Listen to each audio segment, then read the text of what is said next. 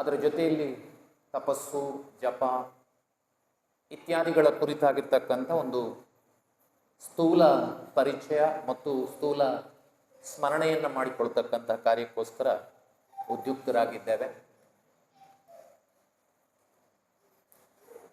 ಮಾತು ಪ್ರಾರಂಭಿಸುವ ಮೊದಲು ಸುಮ್ಮನೆ ಹೊತ್ತಿಗೆ ನೆನಪಾದ ಒಂದು ಘಟನೆಯನ್ನು ನೆನಪು ಮಾಡಿಕೊಂಡು ಆಮೇಲೆ ಮಾತಿನ ವಿಷಯಕ್ಕೆ ಹೋಗ್ತಾನೆ. ಬಹುಶಃ ಈ ಘಟನೆ ನಮ್ಮೆಲ್ಲರ ಮನೆಗಳ ಘಟನೆ ಅಂತ ಭಾವಿಸ್ತೇನೆ. ಒಂದು ಮನೆ ಇತ್ತು, ಆ ಮನೆಯಲ್ಲಿ ಇಬ್ಬರು ಮಕ್ಕಳಿದ್ರು. ಇಲ್ಲಿ ಇಬ್ಬರು ಮಕ್ಕಳು ಬಂದ್ರಲ್ಲ ಹಾಗೆ. ಮಕ್ಕಳು ಅಂದರೆ ಬೇಕಾದ್ದೋ ಬೇಡದಿದ್ದದೋ ಜಗಳ ಇದ್ದೇ ಇರುತ್ತೆ. ಸಿಟ್ಟಿರುವುದಿಲ್ಲ ಅವರಲ್ಲಿ, ಜಗಳ ಇರುತ್ತೆ ಅಷ್ಟೆ, ಕಚ್ಚಾಟ ಇತ್ತು ಸಣ್ಣ ಸಣ್ಣ ವಿಷಯಗಳಿಗೆ. ಹಾಗೆ ರಾತ್ರಿ ಆಗಿದೆ, ಮಕ್ಕಳನ್ನು ಮಲ್ಕೊಳ್ಳಿ ಅಂತ ಅಪ್ಪ ಅಮ್ಮ ಒಂದು ಕೊಠಡಿಯಲ್ಲಿ, ಅವ್ರದ್ದೇ ಆದ ಕೊಠಡಿಯಲ್ಲಿ ಬಿಟ್ಟಿದ್ದಾರೆ. ಆದರೆ ಸ್ವಲ್ಪ ಹೊತ್ತು ಆಗುವಾಗ ಕೊಠಡಿಯಿಂದ ಜೋರು ಸೌಂಡ್ ಬಂತು, ಕಿರ್ಚಾಟ ಪ್ರಾರಂಭ ಆಯಿತು. ಅಮ್ಮ ಹೋಗಿ ನೋಡ್ತಾಳೆ. ನೋಡಿದರೆ ಒಂದೇ ದಿಂಬನ್ನ ಇಬ್ರು ಎಳಿತಾ ಇದ್ದಾರೆ. ಒಬ್ಬ ಹೇಳ್ತಾನೆ ಈ ದಿಂಬು ನನಗೆ ಬೇಕು, ಮತ್ತೊಬ್ಬ ಹೇಳ್ತಾನೆ ಇಲ್ಲ ಅದು ನನಗೆ ಬೇಕು. ಇನ್ನೊಂದು ಕೈಲಿ ಬೆಡ್ಶೀಟ್ ಇಟ್ಕೊಂಡಿದ್ದ, ಈ ಬೆಡ್ಶೀಟ್ ನನಗೆ ಬೇಕು. ಅಣ್ಣನಿಗೆ ಯಾವ್ದು ಬೇಕು, ತಮ್ಮನಿಗೆ ಅದೇ ಬೇಕು. ಮಕ್ಕಳ ಸ್ವಭಾವನೇ ಹಾಗೆ.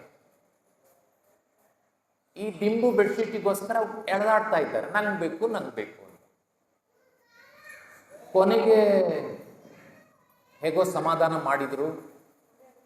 ಮಾಡಿದ್ಮೇಲೆ ಬೆಡ್ಶೀಟ್ ದಿಂಬನ್ನ ಇಬ್ಬರಿಗೂ ಒದಗಿಸಿ, ಒಂದೇ ಬೆಡ್ಶೀಟು ಒಂದೇ ದಿಂಬಲ್ಲಿ ಎಲ್ಲ ಮಲಗಿಸಿ, ಚೆನ್ನಾಗಿ ಮಲಗಿಸಿ ಸಮಾಧಾನ ಮಾಡಿಸಿ ಹೋದ್ರು. ಹೋಗಿ ಮಧ್ಯರಾತ್ರಿ ಆಗುವಾಗ ಅಮ್ಮನಿಗೆ ಎಚ್ಚರ ಆಯಿತು. ಎಚ್ಚರ ಆದವಳು ಒಂದ್ಸಲ ಮಕ್ಕಳು ಹೇಗೆ ನಿದ್ದೆ ಮಾಡ್ತಾ ಇದ್ದಾರೆ ನೋಡಬೇಕು ಅಂತ ಕೊಠಡಿಗೆ ಹೋಗ್ತಾಳೆ. ಬಾಗಿಲು ತೆಗೆದು ನೋಡ್ತಾಳೆ. ಗಮನಿಸಿ, ನಿಮ್ಮ ಮನೆಯಲ್ಲೂ ಈ ಥರ ಇರ್ಬೋದು. ಬಹಳ ಮೂಲೆಯಲ್ಲಿ ಒಂದು ಕಡೆ ದಿಂಬು ಬಿದ್ದಿದೆ, ಇನ್ನೊಂದು ಕಡೆ ಎಲ್ಲೋ ಬೆಡ್ಶೀಟ್ ಬಿದ್ದಿದೆ.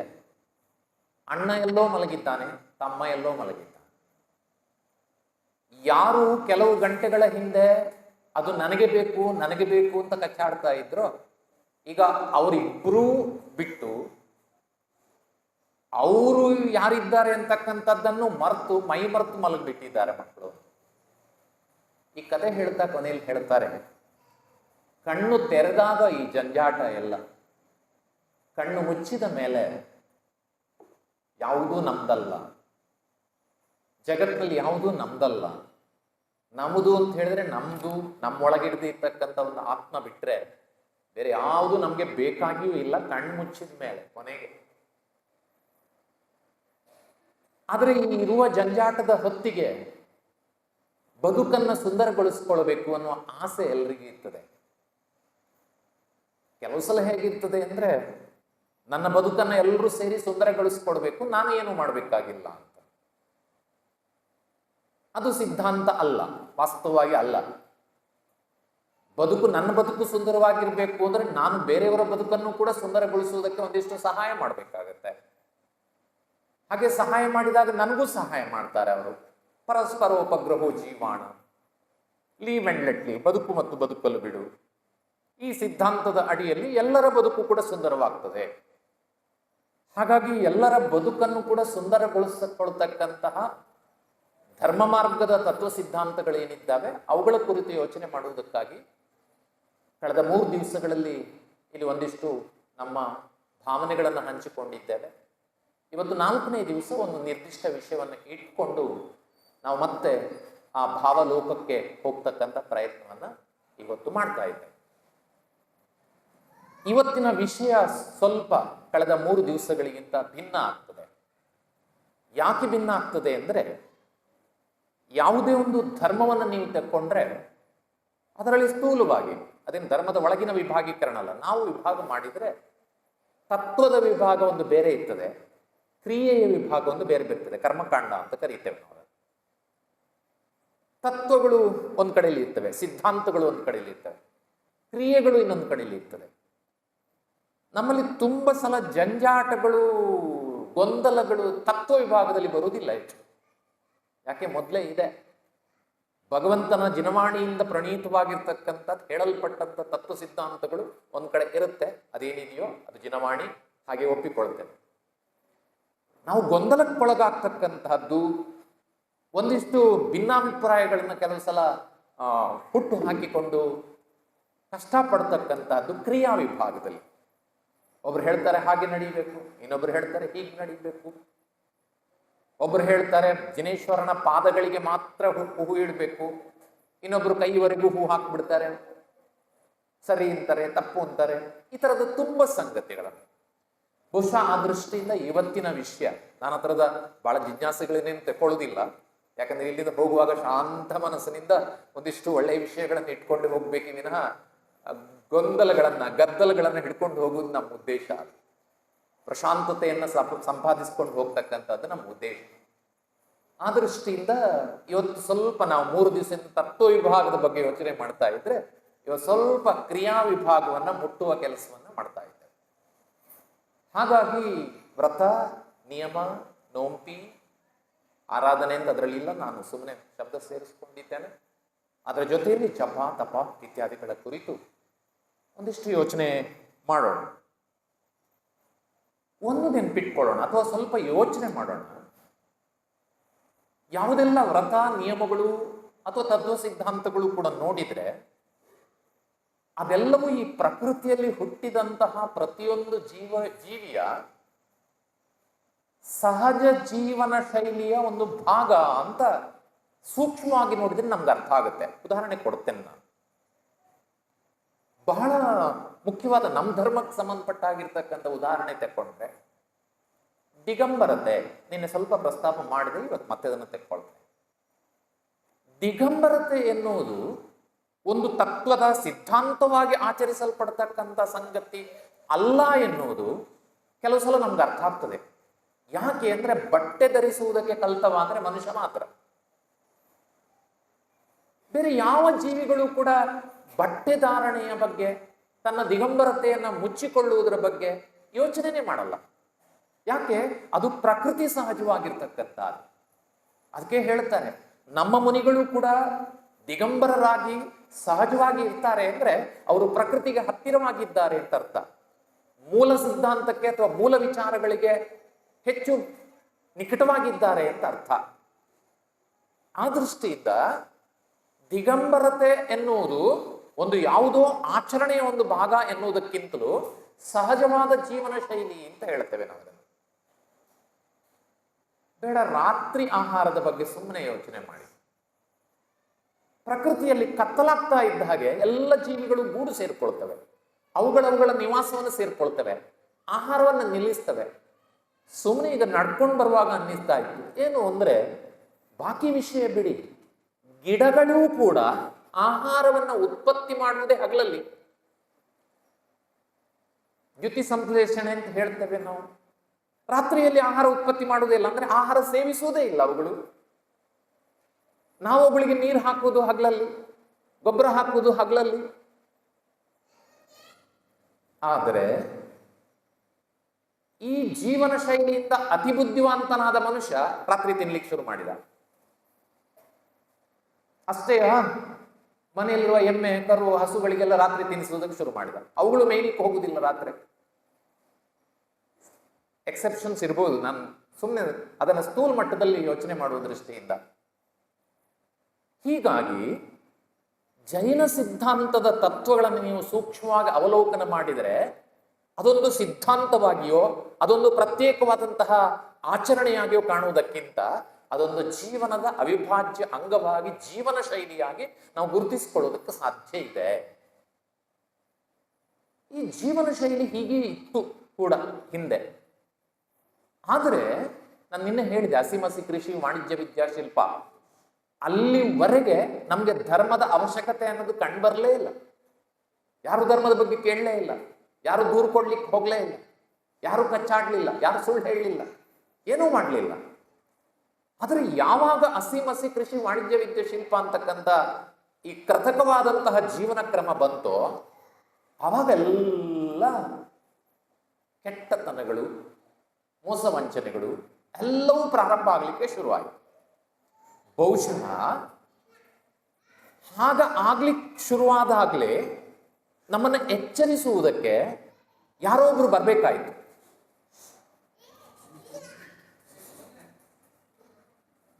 ನೋಡಿ, ಅವರು ಎಚ್ಚರಿಸುವುದಕ್ಕೆ ಬಂದವರು ಸಹಜವಾಗಿದ್ದಾರೆ. ನೀವು ಮಕ್ಕಳನ್ನು ತಪ್ಪು ತಿಳ್ಕೊಳ್ಳೋ ಪ್ರಶ್ನೆ ಇಲ್ಲ, ಅವರು ಸಹಜವಾಗಿದ್ದಾರೆ. ನಿಜವಾಗಿ ಪ್ರಕೃತಿ ಸಹಜವಾಗಿದ್ದಾರೆ. ಎಚ್ಚರಿಸುವುದಕ್ಕಂತ ಒಬ್ಬ ಯಾರೋ ಬೇಕು. ಯಾರು ಎಚ್ಚರಿಸುವುದು? ಒಂದೊಂದು ತೀರ್ಥಂಕರರು ಎಚ್ಚರಿಸಿದ್ದು, ಕಾಲಕಾಲಕ್ಕೆ ಬಂದು ನಮ್ಮನ್ನು ಎಚ್ಚರಿಸು. ತೀರ್ಥಂಕರರು ಇಲ್ಲದೆ ಇರುವ ಕಾಲದಲ್ಲಿ ಶಾಸ್ತ್ರಗಳು, ದೇವ ಗುರು ಶಾಸ್ತ್ರ. ನೋಡಿ, ಈ ದೇವಶಾಸ್ತ್ರ ಗುರುಗಳು ನಮ್ಮ ಸಹಜವಾದ ಜೀವನ ಶೈಲಿಯಿಂದ ನಾವು ತಪ್ಪಿದಾಗ, ಅಥವಾ ಬದುಕಿನಲ್ಲಿ ನಾವು ನಮ್ಮ ಸ್ವಾರ್ಥದಿಂದ ಏನು ಕೆಲಸ ಸಾಧನೆ ಮಾಡಬೇಕು ಅಂತ ಹೊರಟಾಗ ನಮ್ಮನ್ನು ಎಚ್ಚರಿಸುವುದಕ್ಕೆ ದೇವಶಾಸ್ತ್ರ ಗುರುಗಳು ನಮ್ಮ ಎದುರು ನಿಲ್ತವೆ. ಸುಮ್ಮನೆ ತಮಾಷೆಗೆ, ಯಾಕಂದ್ರೆ ಗಂಭೀರವಾದ ಸಂಗತಿಗಳು ಇವತ್ತು ಜಾಸ್ತಿ ಇರ್ತವೆ. ಆದ್ದರಿಂದ ನೆನಪಾಯ್ತು ನನಗೆ, ಅದನ್ನು ಹೇಳ್ತಾ ಇದ್ದೆ. ಈ ಹಿಂದೆ ಭರತೇಶ್ವರಿ ಹೋದ ಸಂದರ್ಭದಲ್ಲಿ ಹೇಳಿದ್ದೇನೋ ಇಲ್ವೋ ನೆನಪಿಲ್ಲ. ಈ ಭೂಮಿ ಮೇಲಿರ್ತಕ್ಕಂಥ ಮನುಷ್ಯನ ರೀತಿ ಹೇಗೆ ಅನ್ನೋದಕ್ಕೆ ಹೇಳ್ತಾರೆ. 2 ಮೀನುಗಳು ನೀರಲ್ಲಿ ಹೋಗ್ತಾ ಇದ್ವಂತೆ. ಹೇಳಿದ್ನ ಏನು? 2 ಮೀನುಗಳು ನೀರಲ್ಲಿ ಹೋಗ್ತಾ ಇದ್ವು. ಒಂದು ಅಮ್ಮ ಮೀನು, ಇನ್ನೊಂದು ಮರಿ ಮೀನು. ಅಮ್ಮ ಮೀನು ಇಂಗ್ಲಿಷ್ ಮೀಡಿಯಮ್ಮು, ಮರಿ ಮೀನು ಕನ್ನಡ ಮೀಡಿಯಮ್ಮು. ನಮ್ಮ ಊರಲ್ಲಿ ಮರಿ ಮೀನು ಇಂಗ್ಲಿಷ್ ಮೀಡಿಯಂ ಇರ್ತದೆ, ಅಮ್ಮ ಮೀನು ಕನ್ನಡ ಮೀಡಿಯಂ ಇರುತ್ತೆ ಸಾಮಾನ್ಯವಾಗಿ. ಆದರೆ ನಮ್ಮ ಈ ಕಥೆಯಲ್ಲಿ ಅಮ್ಮ ಮೀನು ಇಂಗ್ಲಿಷ್ ಮೀಡಿಯಂ, ಮರಿ ಮೀನು ಕನ್ನಡ ಮೀಡಿಯಂ. ಹಾಗೆ ಹೋಗುವಾಗ ಮರಿ ಮೀನು ಕೇಳ್ತದೆ ಅಂತೆ, ಅಮ್ಮ ನಾವು ನೀರಲ್ಲಿ ಯಾಕಿದ್ದೇವೆ, ಭೂಮಿ ಮೇಲೆ ಯಾಕಿಲ್ಲ ಅಂತ. ನೀರಲ್ಲಿ ಯಾಕಿದ್ದೇವೆ, ಭೂಮಿ ಮೇಲೆ ಯಾಕಿಲ್ಲ. ಆಗ ಇಂಗ್ಲಿಷ್ ಮೀಡಿಯಂನ ಅಮ್ಮ ಇಂಗ್ಲಿಷಲ್ಲೇ ಉತ್ತರ ಕೊಡ್ತಾಳೆ, earth is made for selfish not for fish. Earth is made for selfish not for fish ಅಂತ. ಈ ಸೆಲ್ಫಿಶ್ನೆಸ್ ಯಾವಾಗ ಪ್ರಾರಂಭ ಆಯಿತು ಅಂದ್ರೆ, ಮತ್ತೆ ನಾವು ಆದಿನಾಥರನ್ನ ದೂರ್ತಾ ಇಲ್ಲ, ದೂಷಿಸ್ತಾ ಇಲ್ಲ. ಇಲ್ಲಿ ಅದು ಜೀವನದ ಭಾಗವಾಗಿ ಬಂದದ್ದು. ಯಾವಾಗ ಈ ಹಸಿ ಕೃಷಿ ವಾಣಿಜ್ಯ ಶಿಲ್ಪ ಅಂತ ಪ್ರಾರಂಭ ಆಯಿತೋ ಆಗ ಸ್ವಾರ್ಥ ಕೂಡ ಪ್ರಾರಂಭ ಆಯಿತು.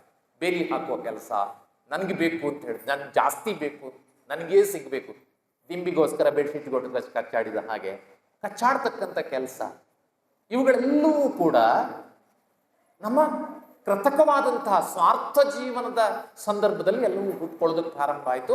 ಆಗ ಇದು ಸರಿ, ಇದು ತಪ್ಪು ಅನ್ನುವ ಎಚ್ಚರಿಕೆಯನ್ನು ಕೊಡುವುದಕ್ಕೆ, ಸ್ವಾರ್ಥವಿಲ್ಲದೆ ಆತ್ಮಕಲ್ಯಾಣವನ್ನ ಸಹಜ ಜೀವನ ಶೈಲಿಯಲ್ಲಿ ಬೆಳೆಸ್ಕೊಂಡು ಹೋಗ್ತಾ ಇರ್ತಕ್ಕಂಥ ದೇವರು ಅಂದ್ರೆ ಜಿನೇಶ್ವರರು, ಜನವಾಣಿ, ಶಾಸ್ತ್ರಗಳು, ಗುರುಗಳು ನಮ್ಮನ್ನು ಎಚ್ಚರಿಸುವುದಕ್ಕೆ ಬರಬೇಕಾದಂಥ ಪರಿಸ್ಥಿತಿ ಬಂತು. ಹಾಗೆ ಮುಂದಕ್ಕೆ ನಡ್ಕೊಂಡು ಹೋಗುವಾಗ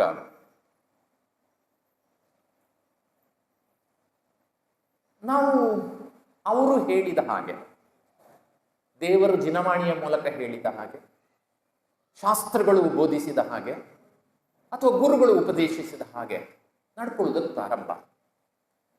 ಯಾವುದು ಈ ತರ ನಮ್ಮ ಜೀವನವನ್ನ ಅಥವಾ ನಮ್ಮ ಸಮಾಜವನ್ನ ಸುಲಲಿತವಾಗಿ ನಡೆಸ್ಕೊಂಡು ಹೋಗುವುದಕ್ಕೆ ಈ ತರದ ದೇವಶಾಸ್ತ್ರ ಗುರುಗಳಿಂದ ಉಪದೇಶವಾಗಿ ನೀಡಲ್ಪಡ್ತೋ, ಒಂದು ರೀತಿಯಲ್ಲಿ ಅದನ್ನು ನಾವು ಇವತ್ತಿನ ಸಾಮಾಜಿಕ ವ್ಯವಸ್ಥೆಯಲ್ಲಿರುವ ಕಾನೂನುಗಳ ಹಾಗೆ ಅಂತ ಹೇಳಬಹುದು ಅಂತ ಅಂದ್ಕೊಳ್ಳೋದು.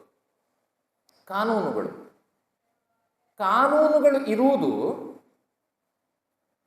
ಸಹಜವಾದ ಜೀವನ ಶೈಲಿಯನ್ನು ಉಳಿಸ್ಕೊಂಡು ಹೋಗಿ ಅಂತ ಇಡುವುದಕ್ಕೇನೆ.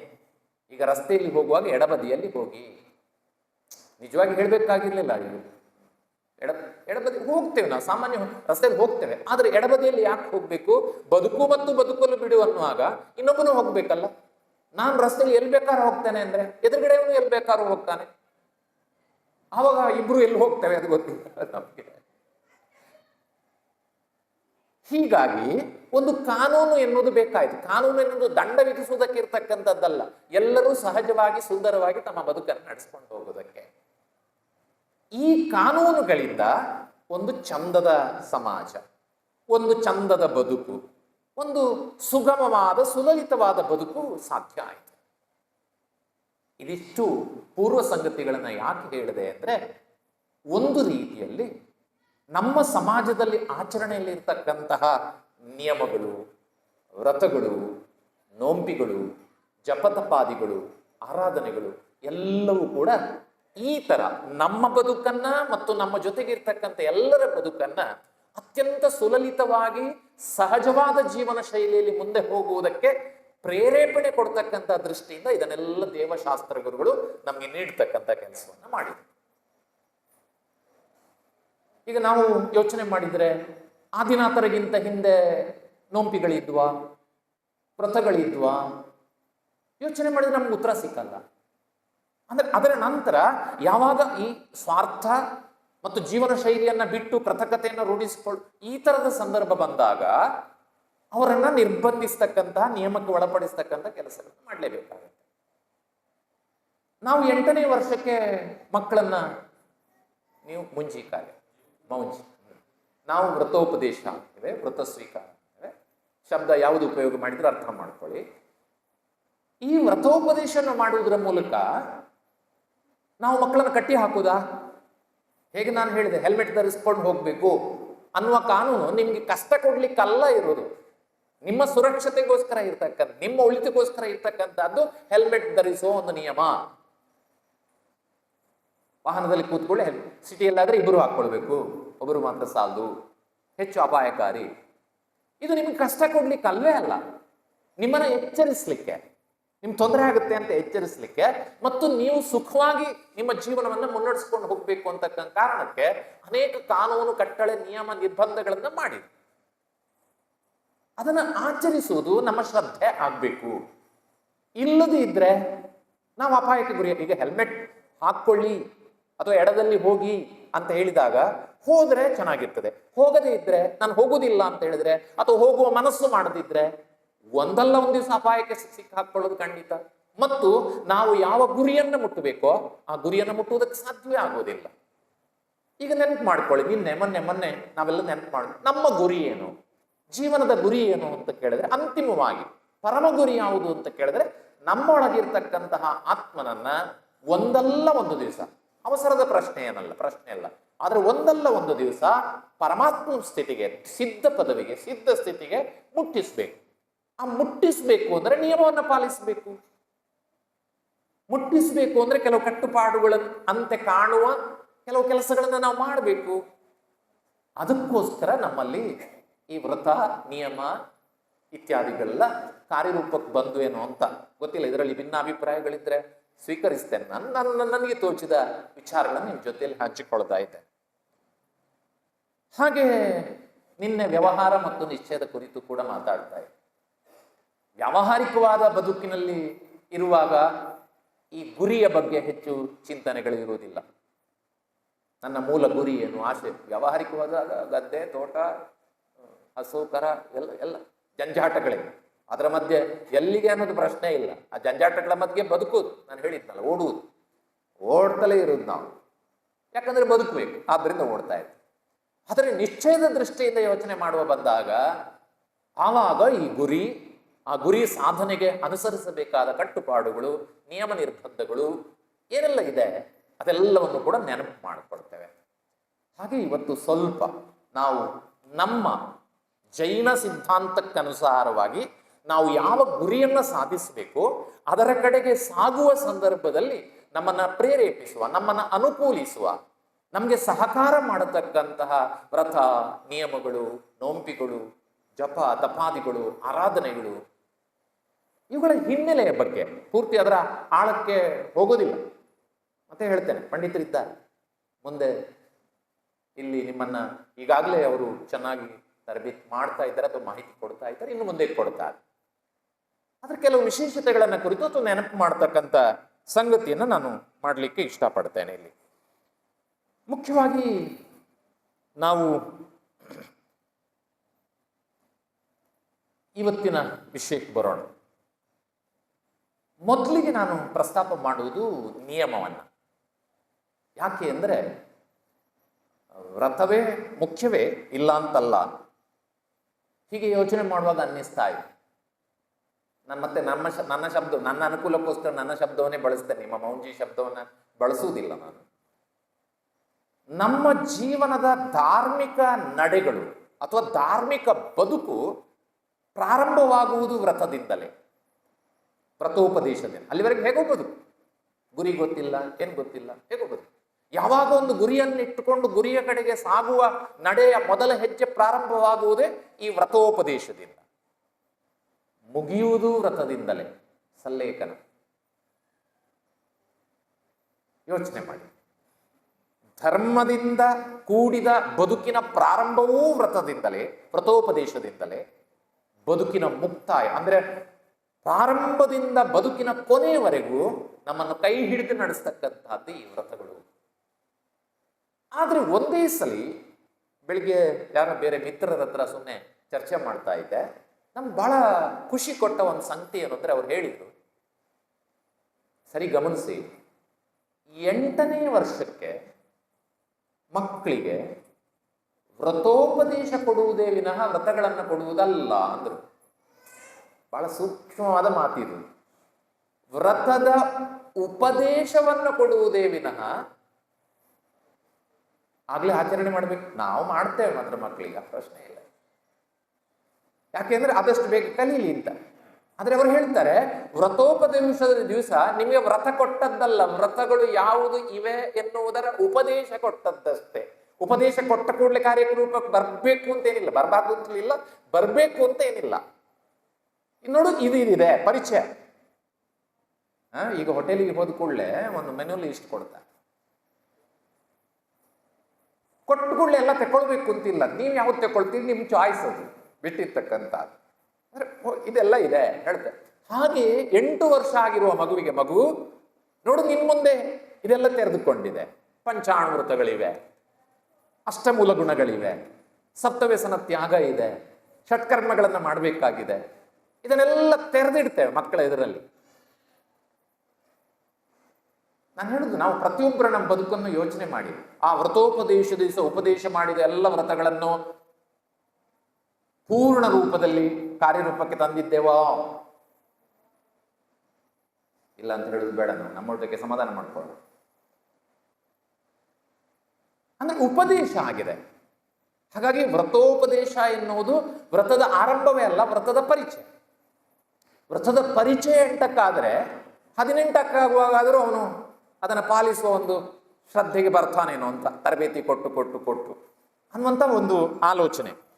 ಆ ದೃಷ್ಟಿಯಿಂದ ವ್ರತದಿಂದ ಪ್ರಾರಂಭವಾಗಿ ವ್ರತದಿಂದ ಮುಕ್ತಾಯವಾಗುವವರೆಗೆ ನಮ್ಮ ಬದುಕಿನ ಪ್ರಯಾಣ, ಜೀವನ ಶೈಲಿಯ ಪ್ರಯಾಣ ನಡೀತಾ ಹೋಗ್ತದೆ ಅನ್ನೋದನ್ನ ಗಮನಿಸಬೇಕು. ಮೊದಲಿಗೆ ಹಾಗಾಗಿ ನಾನು ನಿಯಮವನ್ನು ತೆಕ್ಕೊಳ್ತೇನೆ ಅಂತ ಯಾಕೆ ಹೇಳಿದೆ ಅಂದ್ರೆ, ವ್ರತೋಪದೇಶ ಆದ ಮೇಲೆ ಮೊದಲಿಗೆ ನಿಯಮಗಳನ್ನ ಪ್ರಾರಂಭಿಸಬೇಕು ಅಂತ ಹೇಳ್ತಾರೆ. ವ್ರತದಿಂದಲೇ ನಮ್ಮ ಜೀವನವನ್ನ ಪ್ರಾರಂಭ ಮಾಡುವುದಲ್ಲ, ನಿಯಮದಿಂದ ಪ್ರಾರಂಭ. ಹಾಗಾದ್ರೆ ಏನು ವ್ಯತ್ಯಾಸ? ನಿಯಮಕ್ಕೂ ವ್ರತಕ್ಕೂ ಇರ್ತಕ್ಕಂಥ ವ್ಯತ್ಯಾಸ ಏನು ಅಂತ ಕೇಳಿದ್ರೆ, ನಿಯಮ ಮುರಿಯಲ್ಪಟ್ಟರೂ ಕೂಡ ಅಂತಹ ಅಪಾಯ ಏನೂ ಇಲ್ಲ. ಯಾವುದೋ ಒಂದು ನಿಯಮ ತಗೊಂಡಿದ್ದೇವೆ, ಅದು ಜೀವಮಾನ ಪರ್ಯಂತದ ನಿಯಮ ಆಗಬೇಕು ಅಂತಿಲ್ಲ.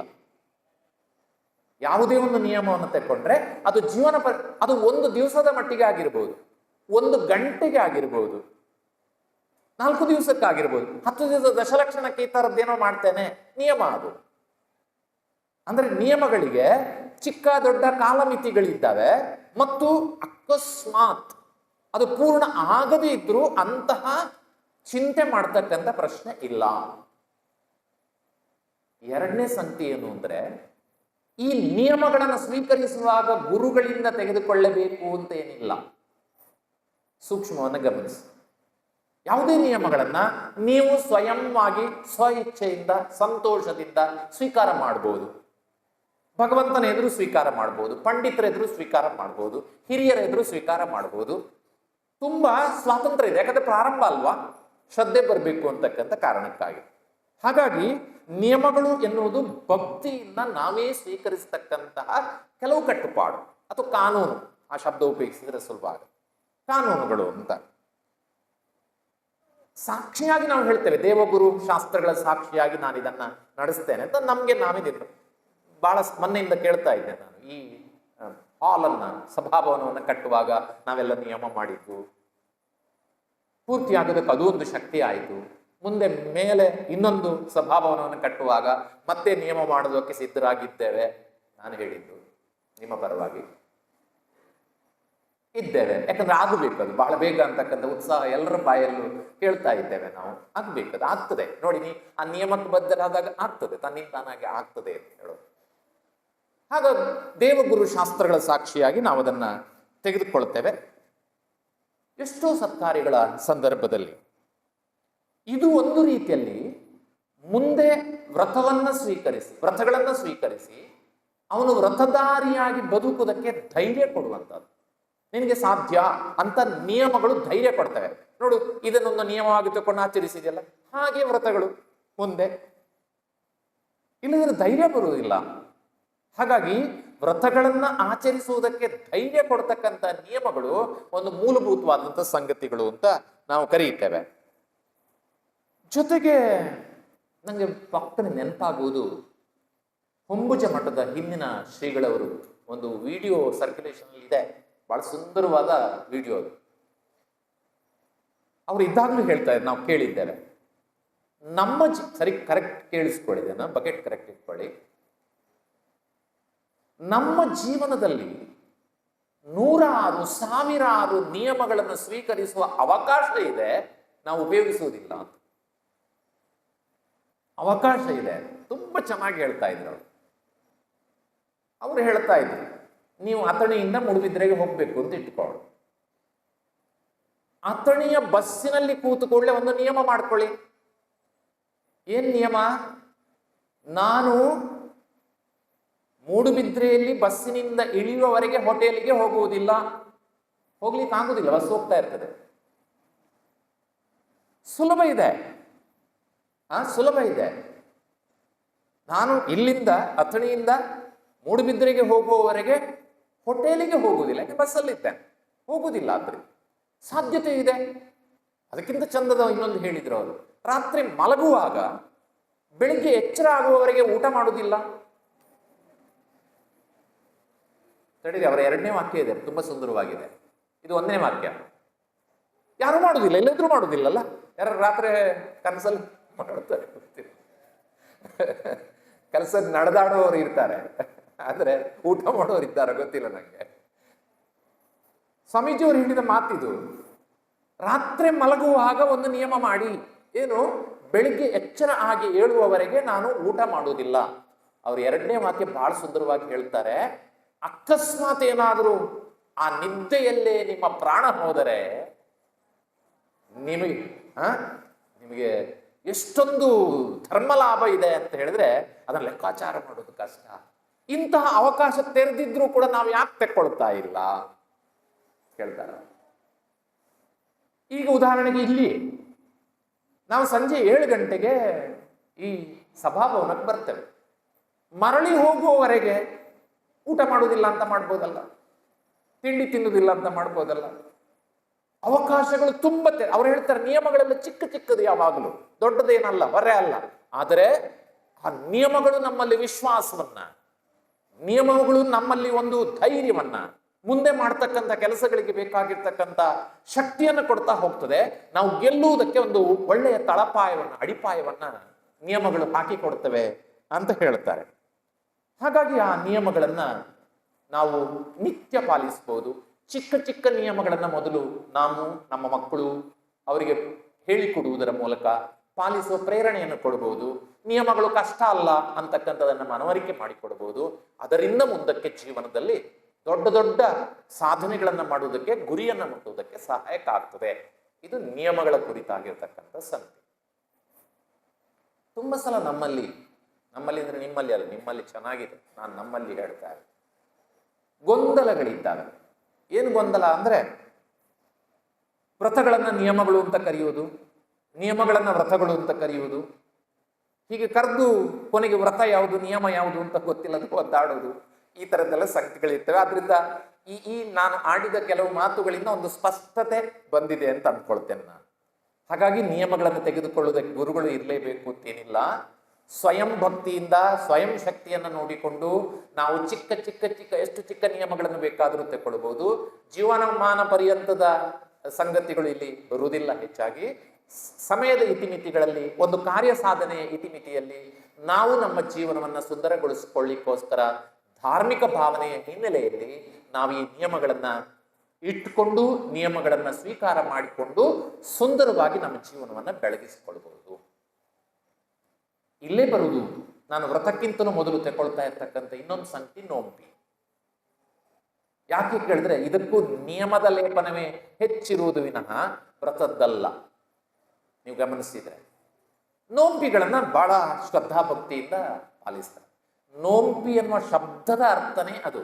ನೋಂತ ಅಂದ್ರೆ ಒಂದು ನಿಯಮಕ್ಕೆ ಬದ್ಧರಾಗಿ ಅದರಂತೆ ನಡೆದುಕೊಳ್ಳುವುದು ಅಂತ ಅರ್ಥ.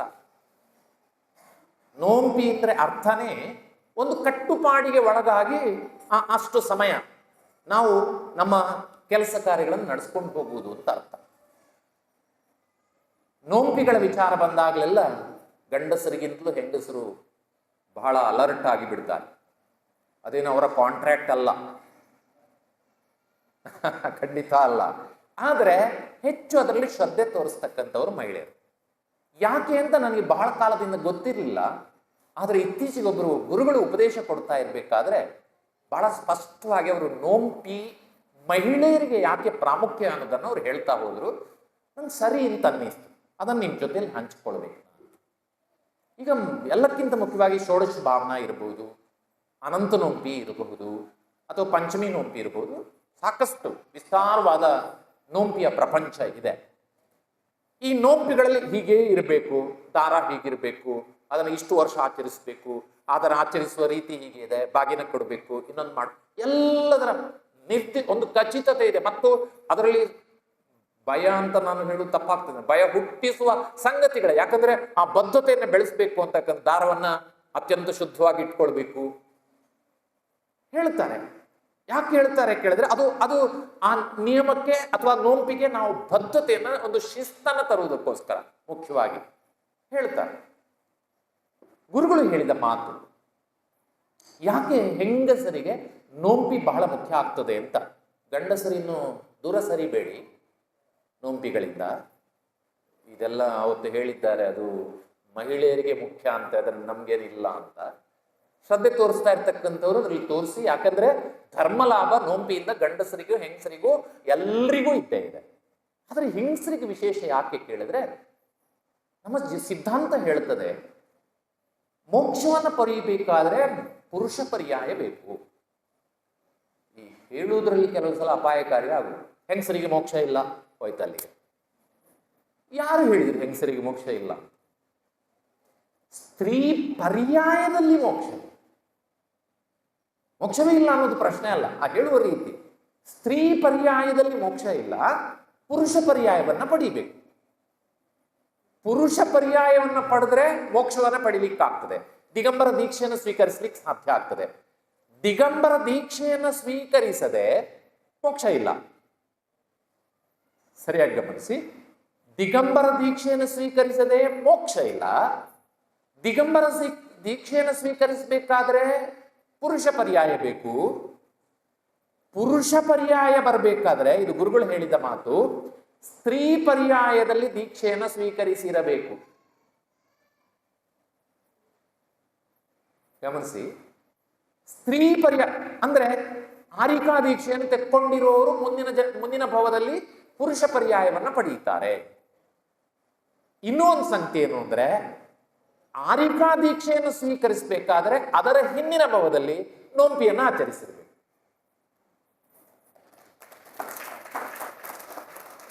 ಚಪ್ಪಾಳೆ ಗುರುಗಳಿಗೆ. ಯಾಕಂದ್ರೆ ಹೇಳಿದ್ದವರು, ನಾನು ಹಿಸ್ ಮಾಸ್ಟರ್ಸ್ ವಾಯ್ಸ್ ಅಷ್ಟೇ. ಬಹಳ ಸರಿ ಅಂತ ಅನ್ನಿಸ್ತು, ಮತ್ತು ಧರ್ಮದ ಮಾರ್ಗದಲ್ಲಿ. ಹಾಗಾಗಿ ಸ್ತ್ರೀಯರು ಹೆಚ್ಚು ಶ್ರದ್ಧೆಯನ್ನು ಅದರಲ್ಲಿ ವಹಿಸುವುದು, ಆ ನೋಂಪಿಯನ್ನು ಆಚರಿಸುವುದರ ಮೂಲಕ ಮುಂದಿನ ಭವದಲ್ಲಿ ದೀಕ್ಷೆಯನ್ನು ಸ್ವೀಕರಿಸುವ, ಆರಿಕಾ ದೀಕ್ಷೆಯನ್ನು ಸ್ವೀಕರಿಸುವ ಶಕ್ತಿಯನ್ನು ಪಡೆಯುವುದು, ಅದು ಮುಂದೆ ಪುರುಷ ಪರ್ಯಾಯವನ್ನು ಪಡೆದು ಮುಂದೆ ದೀಕ್ಷೆಯನ್ನು ಸ್ವೀಕರಿಸಿ ಮೋಕ್ಷವನ್ನ ಪ್ರಾಪ್ತಿ ಮಾಡ್ಕೊಳ್ಳೋದಕ್ಕೆ ದಾರಿಯನ್ನ ಸುವ್ಯವಸ್ಥೆಗೊಳಿಸ್ತಕ್ಕಂತಹ ಒಂದು ಪ್ರಯತ್ನದ ಭಾಗವಾಗಿ ಕಾಣಿಸ್ಕೊಳ್ತದೆ. ಹಾಗಾದ್ರೆ ಪುರುಷರಿಗೆ, ನೋಂಬಿ ಮಾಡಿದ ಪುರುಷರಿಗೆ, ಅವರಿಗೆ ನೇರವಾಗಿ ಅಷ್ಟು ಭವಗಳಿಗೆ ಹೋಗಬೇಕಾಗಿಲ್ಲ. ಅದಕ್ಕಿಂತ ಬೇಗನೆ ದೀಕ್ಷೆ ಸ್ವೀಕರಿಸುವ ಪುರುಷರಾಗಿರುವುದರಿಂದ ಆ ಭವದಲ್ಲೇ ಬೇಕಾದ್ರೆ, ಅಥವಾ ಮುಂದಿನ ಭವದಲ್ಲೇ, ಮತ್ತೆ ಸ್ತ್ರೀ ಪರ್ಯಾಯ ಪಡೆದು ದೀಕ್ಷೆ ಸ್ವೀಕರಿಸುವ ಪ್ರಶ್ನೆ ಇಲ್ಲ. ಪುರುಷರಾಗಿ ಹುಟ್ಟಿ ಮುಂದಿನ ಪರ್ಯಾಯದಲ್ಲಿಯೇ ಅವರು ದೀಕ್ಷೆಯನ್ನು ಸ್ವೀಕರಿಸುವಂತ ಶಕ್ತಿ ಬಂದ್ರೆ, ಒಂದೋ ಎರಡೋ ಭವಗಳಿಗಿಂತ ಮೊದಲೇ ಮೋಕ್ಷವನ್ನ ಪಡೀತಕ್ಕಂಥ ಶಕ್ತಿ ಯಾರು ನೋಂಪಿಯನ್ನ ಆಚರಣೆ ಮಾಡ್ತಾರೋ ಅಂತ ಪುರುಷರಿಗೆ ಪ್ರಾಪ್ತಿ ಆಗ್ತದೆ. ಈ ಕಾರಣಕ್ಕಾಗಿ ನೋಂಪಿಯ ಆಚರಣೆ ಅಂತಕ್ಕಂಥದ್ದು ಬಹಳ ಮುಖ್ಯ ಆಗ್ತದೆ ಅನ್ನೋದನ್ನ ಗಮನಿಸ್ತೇವೆ. ನಾನೆಲ್ಲೋ ಓದಿದ ಒಂದು ಸಂಗತಿ,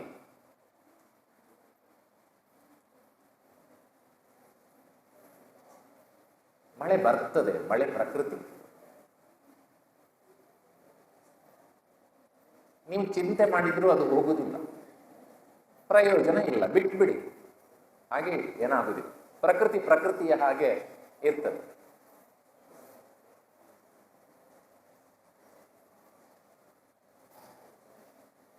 ಬರೀ ಪಾರ್ಶ್ವನಾಥ ಭಗವಾನ್ ಕಿ ಜೈ.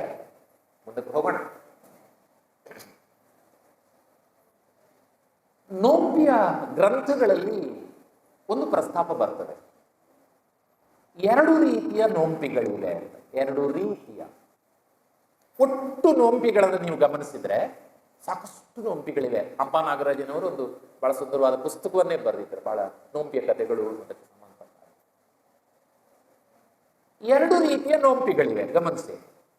ಒಂದು, ನಮ್ಮ ಬದುಕಿಗೆ ಸಂಬಂಧಪಟ್ಟ ಲೌಕಿಕ ಆಸೆ ಆಕಾಂಕ್ಷೆಗಳನ್ನ ಪೂರೈಸಿಕೊಳ್ಳುವುದಕ್ಕೆ ಸಹಾಯ ಮಾಡತಕ್ಕಂಥ ನೋಂಪಿಗಳು. 2ನೇದು ಆತ್ಮಕಲ್ಯಾಣಕ್ಕೆ ಸಂಬಂಧಪಟ್ಟಂತ ನೋಂಪಿಗಳು. ಮುಖ್ಯವಾದದ್ದು 2ನೇದ್ದೇ. ಆದ್ರೆ ಲೌಕಿಕ ಬದುಕು ಇದೆಯಲ್ಲ, ಒಂದು ಕ್ಷಣ ಆಚೆ ಯೋಚನೆ ಮಾಡಿ ಇಲ್ಲಿ ಬರ್ತೇನೆ ನಾನು. ನಮ್ಮಲ್ಲಿ ತುಂಬಾ ಸಲ ಒಂದು ತಪ್ಪು ತಿಳುವಳಿಕೆ ಏನು ಅಂತ ಕೇಳಿದ್ರೆ, ಭಕ್ತಿ ಮಾಡಿದ್ರೆ, ಪೂಜೆ ಮಾಡಿದ್ರೆ ನಾವು ಆಧ್ಯಾತ್ಮಿಕವಾಗಿ ಧರ್ಮದ ಲಾಭವನ್ನು ಮಾತ್ರ ಪಡೆಯುತ್ತೇವೆ ವಿನಃ ಈ ಜೀವನಕ್ಕೆ ಏನೋ ಪ್ರಯೋಜನ ಇಲ್ಲ ಅಂತ ತಪ್ಪು ತಿಳುವಳಿಕೆ ಅಂತ ಹೇಳುದು ನಾನು. ಅದಕ್ಕೆ ಯಾವಾಗಲೂ ಹೇಳಲಿಕ್ಕುಂಟು. ಒಂದು ಶ್ಲೋಕ ನಿತ್ಯ ಪಂಡಿತರು ಹಾಡ್ತಾರೆ ಅಂತ ಹೇಳ್ತಾರೆ ಅಂತ ನಾನು ಅದನ್ನು ಬದಲಾಯಿಸಿ ಬೇರೆ ಹೇಳಿದೆ. ಇಲ್ಲ, ನಾನು ಯಾವಾಗಲೂ ಅದನ್ನು ಹೇಳುದು, ಓಂಕಾರಂ ಓಂಕಾರಂ ಬಿಂದು ಸಂಯುಕ್ತಂ ನಿತ್ಯಂ ಧ್ಯಾಯಂತಿ ಯೋಗಿನಃ ಕಾಮದಂ ಮೋಕ್ಷದಂ ಚೈವ ಓಂಕಾರಾಯ ನಮೋ ನಮಃ. ಎಂಥ ಸೊಗಸಾದ ಒಂದು ಉತ್ತರವನ್ನ ಈ ಶ್ಲೋಕ ಅಥವಾ ಈ ಮಂತ್ರ ಕೊಡ್ತದೆ ಅಂದ್ರೆ, ಯಾರು ಓಂಕಾರ ಬಿಂದು ಸಂಯುಕ್ತವಾಗಿರ್ತಕ್ಕಂಥ, ಅಂದ್ರೆ ಪಂಚನಮಸ್ಕಾರವೇ ಅದು, ಬಿಂದು ಸ್ವರೂಪದಲ್ಲಿ ಇರ್ತಕ್ಕಂಥ ಓಂಕಾರವನ್ನ ಯಾರು ಧ್ಯಾನಿಸ್ತಾರೋ, ಪಠಿಸ್ತಾರೋ, ಓಂಕಾರಂ ಬಿಂದು ಸಂಯುಕ್ತಂ ನಿತ್ಯಂ ಧ್ಯಾಯಂತಿ ಯೋಗಿನಃ. ಅಂದ್ರೆ ಯೋಗಿಗಳು ಮಾತ್ರ ಧ್ಯಾನಿಸಬೇಕು ಅನ್ನೋದಲ್ಲ, ನಮಗೂ ಸಂಬಂಧಪಡ್ತದೆ. ಯಾರು ಇದನ್ನು ಧ್ಯಾನಿಸ್ತಾರೋ ಕಾಮದಂ ಮೋಕ್ಷದಂ ಚೈವ. ಈ ಮೊದಲ ಶಬ್ದವನ್ನ ಕರೆಕ್ಟ್ ಗಮನಿಸಿ. ಈ ಓಂಕಾರವನ್ನ ಯಾರು ಪಠಿಸ್ತಾರೋ, ಅಥವಾ ಇದು ನಾಳೆದ್ದು ಇವತ್ತಿಗೆ ಬಂದಾಗ ಆಗ್ತದೆ, ನಾಳೆ ನನ್ನ ವಿಷಯ ಇದು, ಆದ್ರೂ ಪರವಾಗಿಲ್ಲ. ಈ ಓಂಕಾರಂ ಬಿಂದು ಸಂಯುಕ್ತಂ ನಿತ್ಯಂ ಧ್ಯಾಯಂತಿ ಯೋಗಿನಃ ಕಾಮದಂ ಅರ್ಥ ಏನು? ನಿಮ್ಮ ಜೀವನದ ಆಸೆ ಆಕಾಂಕ್ಷೆಗಳನ್ನ ಈಡೇರಿಸ್ತದೆ, ಕೇವಲ ಮೋಕ್ಷ ಕೊಡ್ತದೆ ಅಂತ ಹೇಳಲೇ ಇಲ್ಲ ಅಲ್ಲಿ.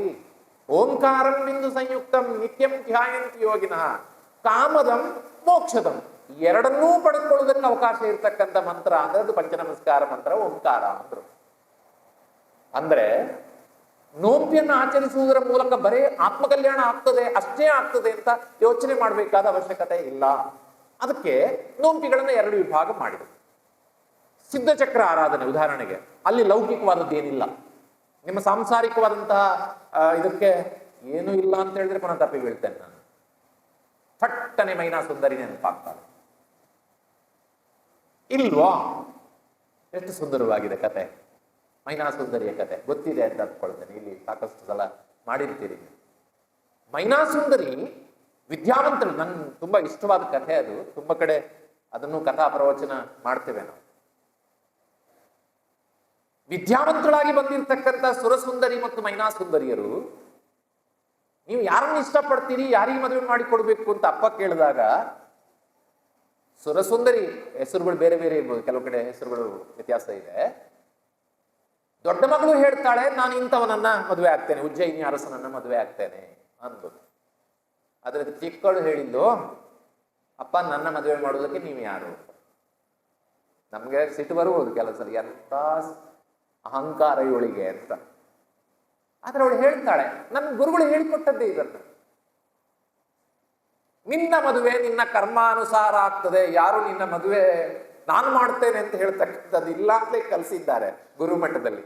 ಆದ್ರಿಂದ ಅವಳು ಅಪ್ಪನಿಗೆ ಹೇಳ್ತಾಳೆ, ಅಪ್ಪ ನನ್ನ ಕರ್ಮಾನುಸಾರ ನನ್ನ ಮದುವೆ ಆಗ್ತದೆ ವಿನಃ ನನ್ನ ಮದುವೆ ಮಾಡ್ಲಿಕ್ಕೆ ನೀವು ಯಾರು ಅಂತ ಕೇಳ್ತಾರೆ. ಸಿಟ್ಟು ಬಂತವನಿಗೆ, ನೋಡ್ತೇನೆ ನಾನು ಯಾರು ಅಂತ ತೋರಿಸ್ಕೊಡ್ತೇನೆ ನಿನಗೆ ಅಂತ ತಗೊಂಡೋಗಿ ಕಾಡಿನಲ್ಲಿ ಇರ್ತಕ್ಕಂಥ ಶ್ರೀಪಾಲರಾಜನನ್ನ ಕರ್ಕೊಂಡ್ಬಂದು, ಕುಷ್ಠರೋಗಿಯಾದ ಶ್ರೀಪಾಲರಾಜನನ್ನ ಕರ್ಕೊಂಡ್ಬಂದು, ನನ್ನ ಮಗಳಿಗೆ ನಾನು ಯಾರು, ಅಪ್ಪ ಅಂದ್ರೆ ಏನು, ಮದುವೆ ಮಾಡುವ ಅಪ್ಪ ಅಂದ್ರೆ ಏನು ಅಂತ ತನ್ನ ಅಹಂಕಾರವನ್ನ ಪ್ರಕಟಿಸ್ಲಿಕ್ಕೋಸ್ಕರ ಕುಷ್ಠರೋಗಿಯ ಜೊತೆಯಲ್ಲಿ ಮದುವೆ ಮಾಡಿದ್ರು. ಮುಂದೆ ಹೋದ್ಲವಳು, ಮುನಿಗಳ ಆಶ್ರಯದಲ್ಲಿ ಸಿದ್ಧಚಕ್ರ ಆರಾಧನೆಯನ್ನ ನೋಡಿದ್ಲು, ತಮ್ಮ ಕಷ್ಟಗಳನ್ನು ಹೇಳಿಕೊಂಡು ಸಿದ್ಧಚಕ್ರ ಆರಾಧನೆಯನ್ನು ಮಾಡಿದ್ಲು. ಸಿದ್ಧಚಕ್ರ ಆರಾಧನೆ ಎನ್ನುವುದು ಆತ್ಮಕಲ್ಯಾಣದ ಒಂದು ನೋಂಪಿ ಅಥವಾ ಆರಾಧನೆ ಸರಿ.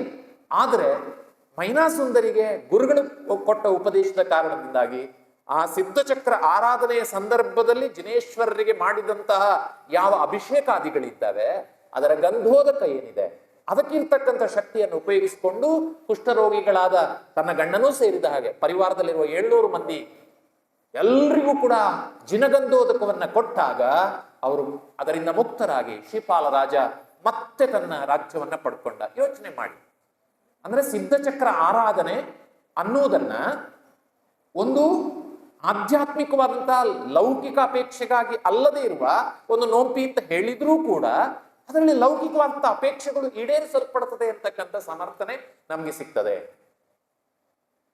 ಇದು ಮೊನ್ನೆ ನಾವು ದ್ರವ್ಯ ಪೂಜೆ ಮತ್ತು ಭಾವ ಪೂಜೆ ಬಗ್ಗೆ ಯೋಚನೆ ಮಾಡಿದ ಹಾಗೆ. ಭಾವ ಪೂಜೆಗೆ ಭಾವನೆ ಮುಖ್ಯ, ದ್ರವ್ಯ ಪೂಜೆಗೆ ಭಾವನೆ ಬೇಡವಾ ಅಂತ. ಭಾವನೆ ಇಲ್ಲದೆ ಪೂಜೆ ಎಲ್ಲಿ ಆಗ್ತದೆ? ದ್ರವ್ಯ ಪೂಜೆಯಲ್ಲೂ ಭಾವನೆ ಇದೆ, ಆದರೆ ಭಾವನೆಗಳನ್ನ ಕೇಂದ್ರೀಕರಿಸಿಕೊಳ್ಳಿಕ್ಕೋಸ್ಕರ, ಹೆಚ್ಚು ಖಚಿತಪಡಿಸಿಕೊಳ್ಳಿಕ್ಕೋಸ್ಕರ ನಾವು ದ್ರವ್ಯದ ಸಹಾಯವನ್ನು ಪಡೆಯುತ್ತೇವೆ. ಭಾವನೆ ಬೇಕೆ, ಪ್ರಶ್ನೆ ಇಲ್ಲ. ಹಾಗೆಯೇ ಲೌಕಿಕವಾದಂತಹ ಸುಖ ಭೋಗಗಳು ಖಂಡಿತವಾಗಿ ತೀರಿಸಲ್ಪಡ್ತವೆ. ಅದು ಅನಂತನೋಪಿಯ ವಿಚಾರದಲ್ಲೂ ಗಮನಿಸಿದ್ರೂ ಗೊತ್ತಾಗುತ್ತೆ. ಆದರೆ ನಿರ್ದಿಷ್ಟವಾಗಿ ಕೆಲವು ನೋಂಪಿಗಳನ್ನ, ಅದು ಲೌಕಿಕವಾದಂತಹ ಅಪೇಕ್ಷೆಗಳನ್ನ ಈಡೇರಿಸಿಕೊಳ್ಳುವುದಕ್ಕಾಗಿಯೇ ಇರ್ತಕ್ಕಂಥ ನೋಂಪಿಗಳು ಅಂತ ಕೂಡ ಪ್ರಚಲಿತದಲ್ಲಿ ಗುರು ಮುಖೇನ, ಶಾಸ್ತ್ರ ಮುಖೇನ ಬಂದಿದೆ. ಅದನ್ನು ಕೂಡ ನಾವು ಆಚರಣೆ ಮಾಡ್ತೇವೆ. ಯಾಕೆಂದ್ರೆ ಲೌಕಿಕ ಬದುಕು ಚೆನ್ನಾಗಿದ್ರೆ ತಾನೇ ಧರ್ಮಾಚರಣೆಗೆ ಶಕ್ತಿ ಬರುವುದು. ಶರೀರ ಮಾಧ್ಯಮ ಕರು ಧರ್ಮ ಸಾಧನಂ ಅಂತೇವೆ. ನಮ್ಮ ಶರೀರ, ನಮ್ಮ ಸಂಸಾರ ಎಲ್ಲವೂ ಚೆನ್ನಾಗಿದ್ರೆ, ಸುಖವಾಗಿದ್ರೆ ಧರ್ಮ ಕಾರ್ಯ ಮಾಡೋಣ ಅಂತ ಉತ್ಸಾಹ ಬರುತ್ತೆ. ಅದೇ ಸರಿ ಇಲ್ಲ ಅಂದ್ರೆ ಉತ್ಸಾಹ ಎಲ್ಲಿ ಬರುತ್ತೆ? ಹಾಗಾಗಿ ವಿಭಾಗೀಕರಣದ ದೃಷ್ಟಿಯಿಂದ ಸ್ಥೂಲವಾಗಿ ನೋಂಪಿಗಳಲ್ಲಿ ಅದು ಆಧ್ಯಾತ್ಮಿಕ ನೋಂಪಿ ಮತ್ತು ಲೌಕಿಕ ನೋಂಪಿ, ಲೌಕಿಕ ಉದ್ದೇಶಗಳನ್ನು ಈಡೇರಿಸ್ತಕ್ಕಂಥ ನೋಂಪಿ ಅಂತ ವಿಭಾಗೀಕರಣ ಮಾಡಿದ್ರೂ ಕೂಡ ಅದರಿಂದ ನಾವು ಪಡಿಬಹುದಾದಂತಹ ಪಾಪನಾಶದ ಜೊತೆಗೆ ಲೌಕಿಕವಾದಂತಹ ಆಸೆಗಳನ್ನು ಈಡೇರಿಸಿಕೊಳ್ತಕ್ಕಂಥ ಎಲ್ಲ ಕೆಲಸಗಳನ್ನು ಮಾಡ್ಲಿಕ್ಕೆ ಸಾಧ್ಯ.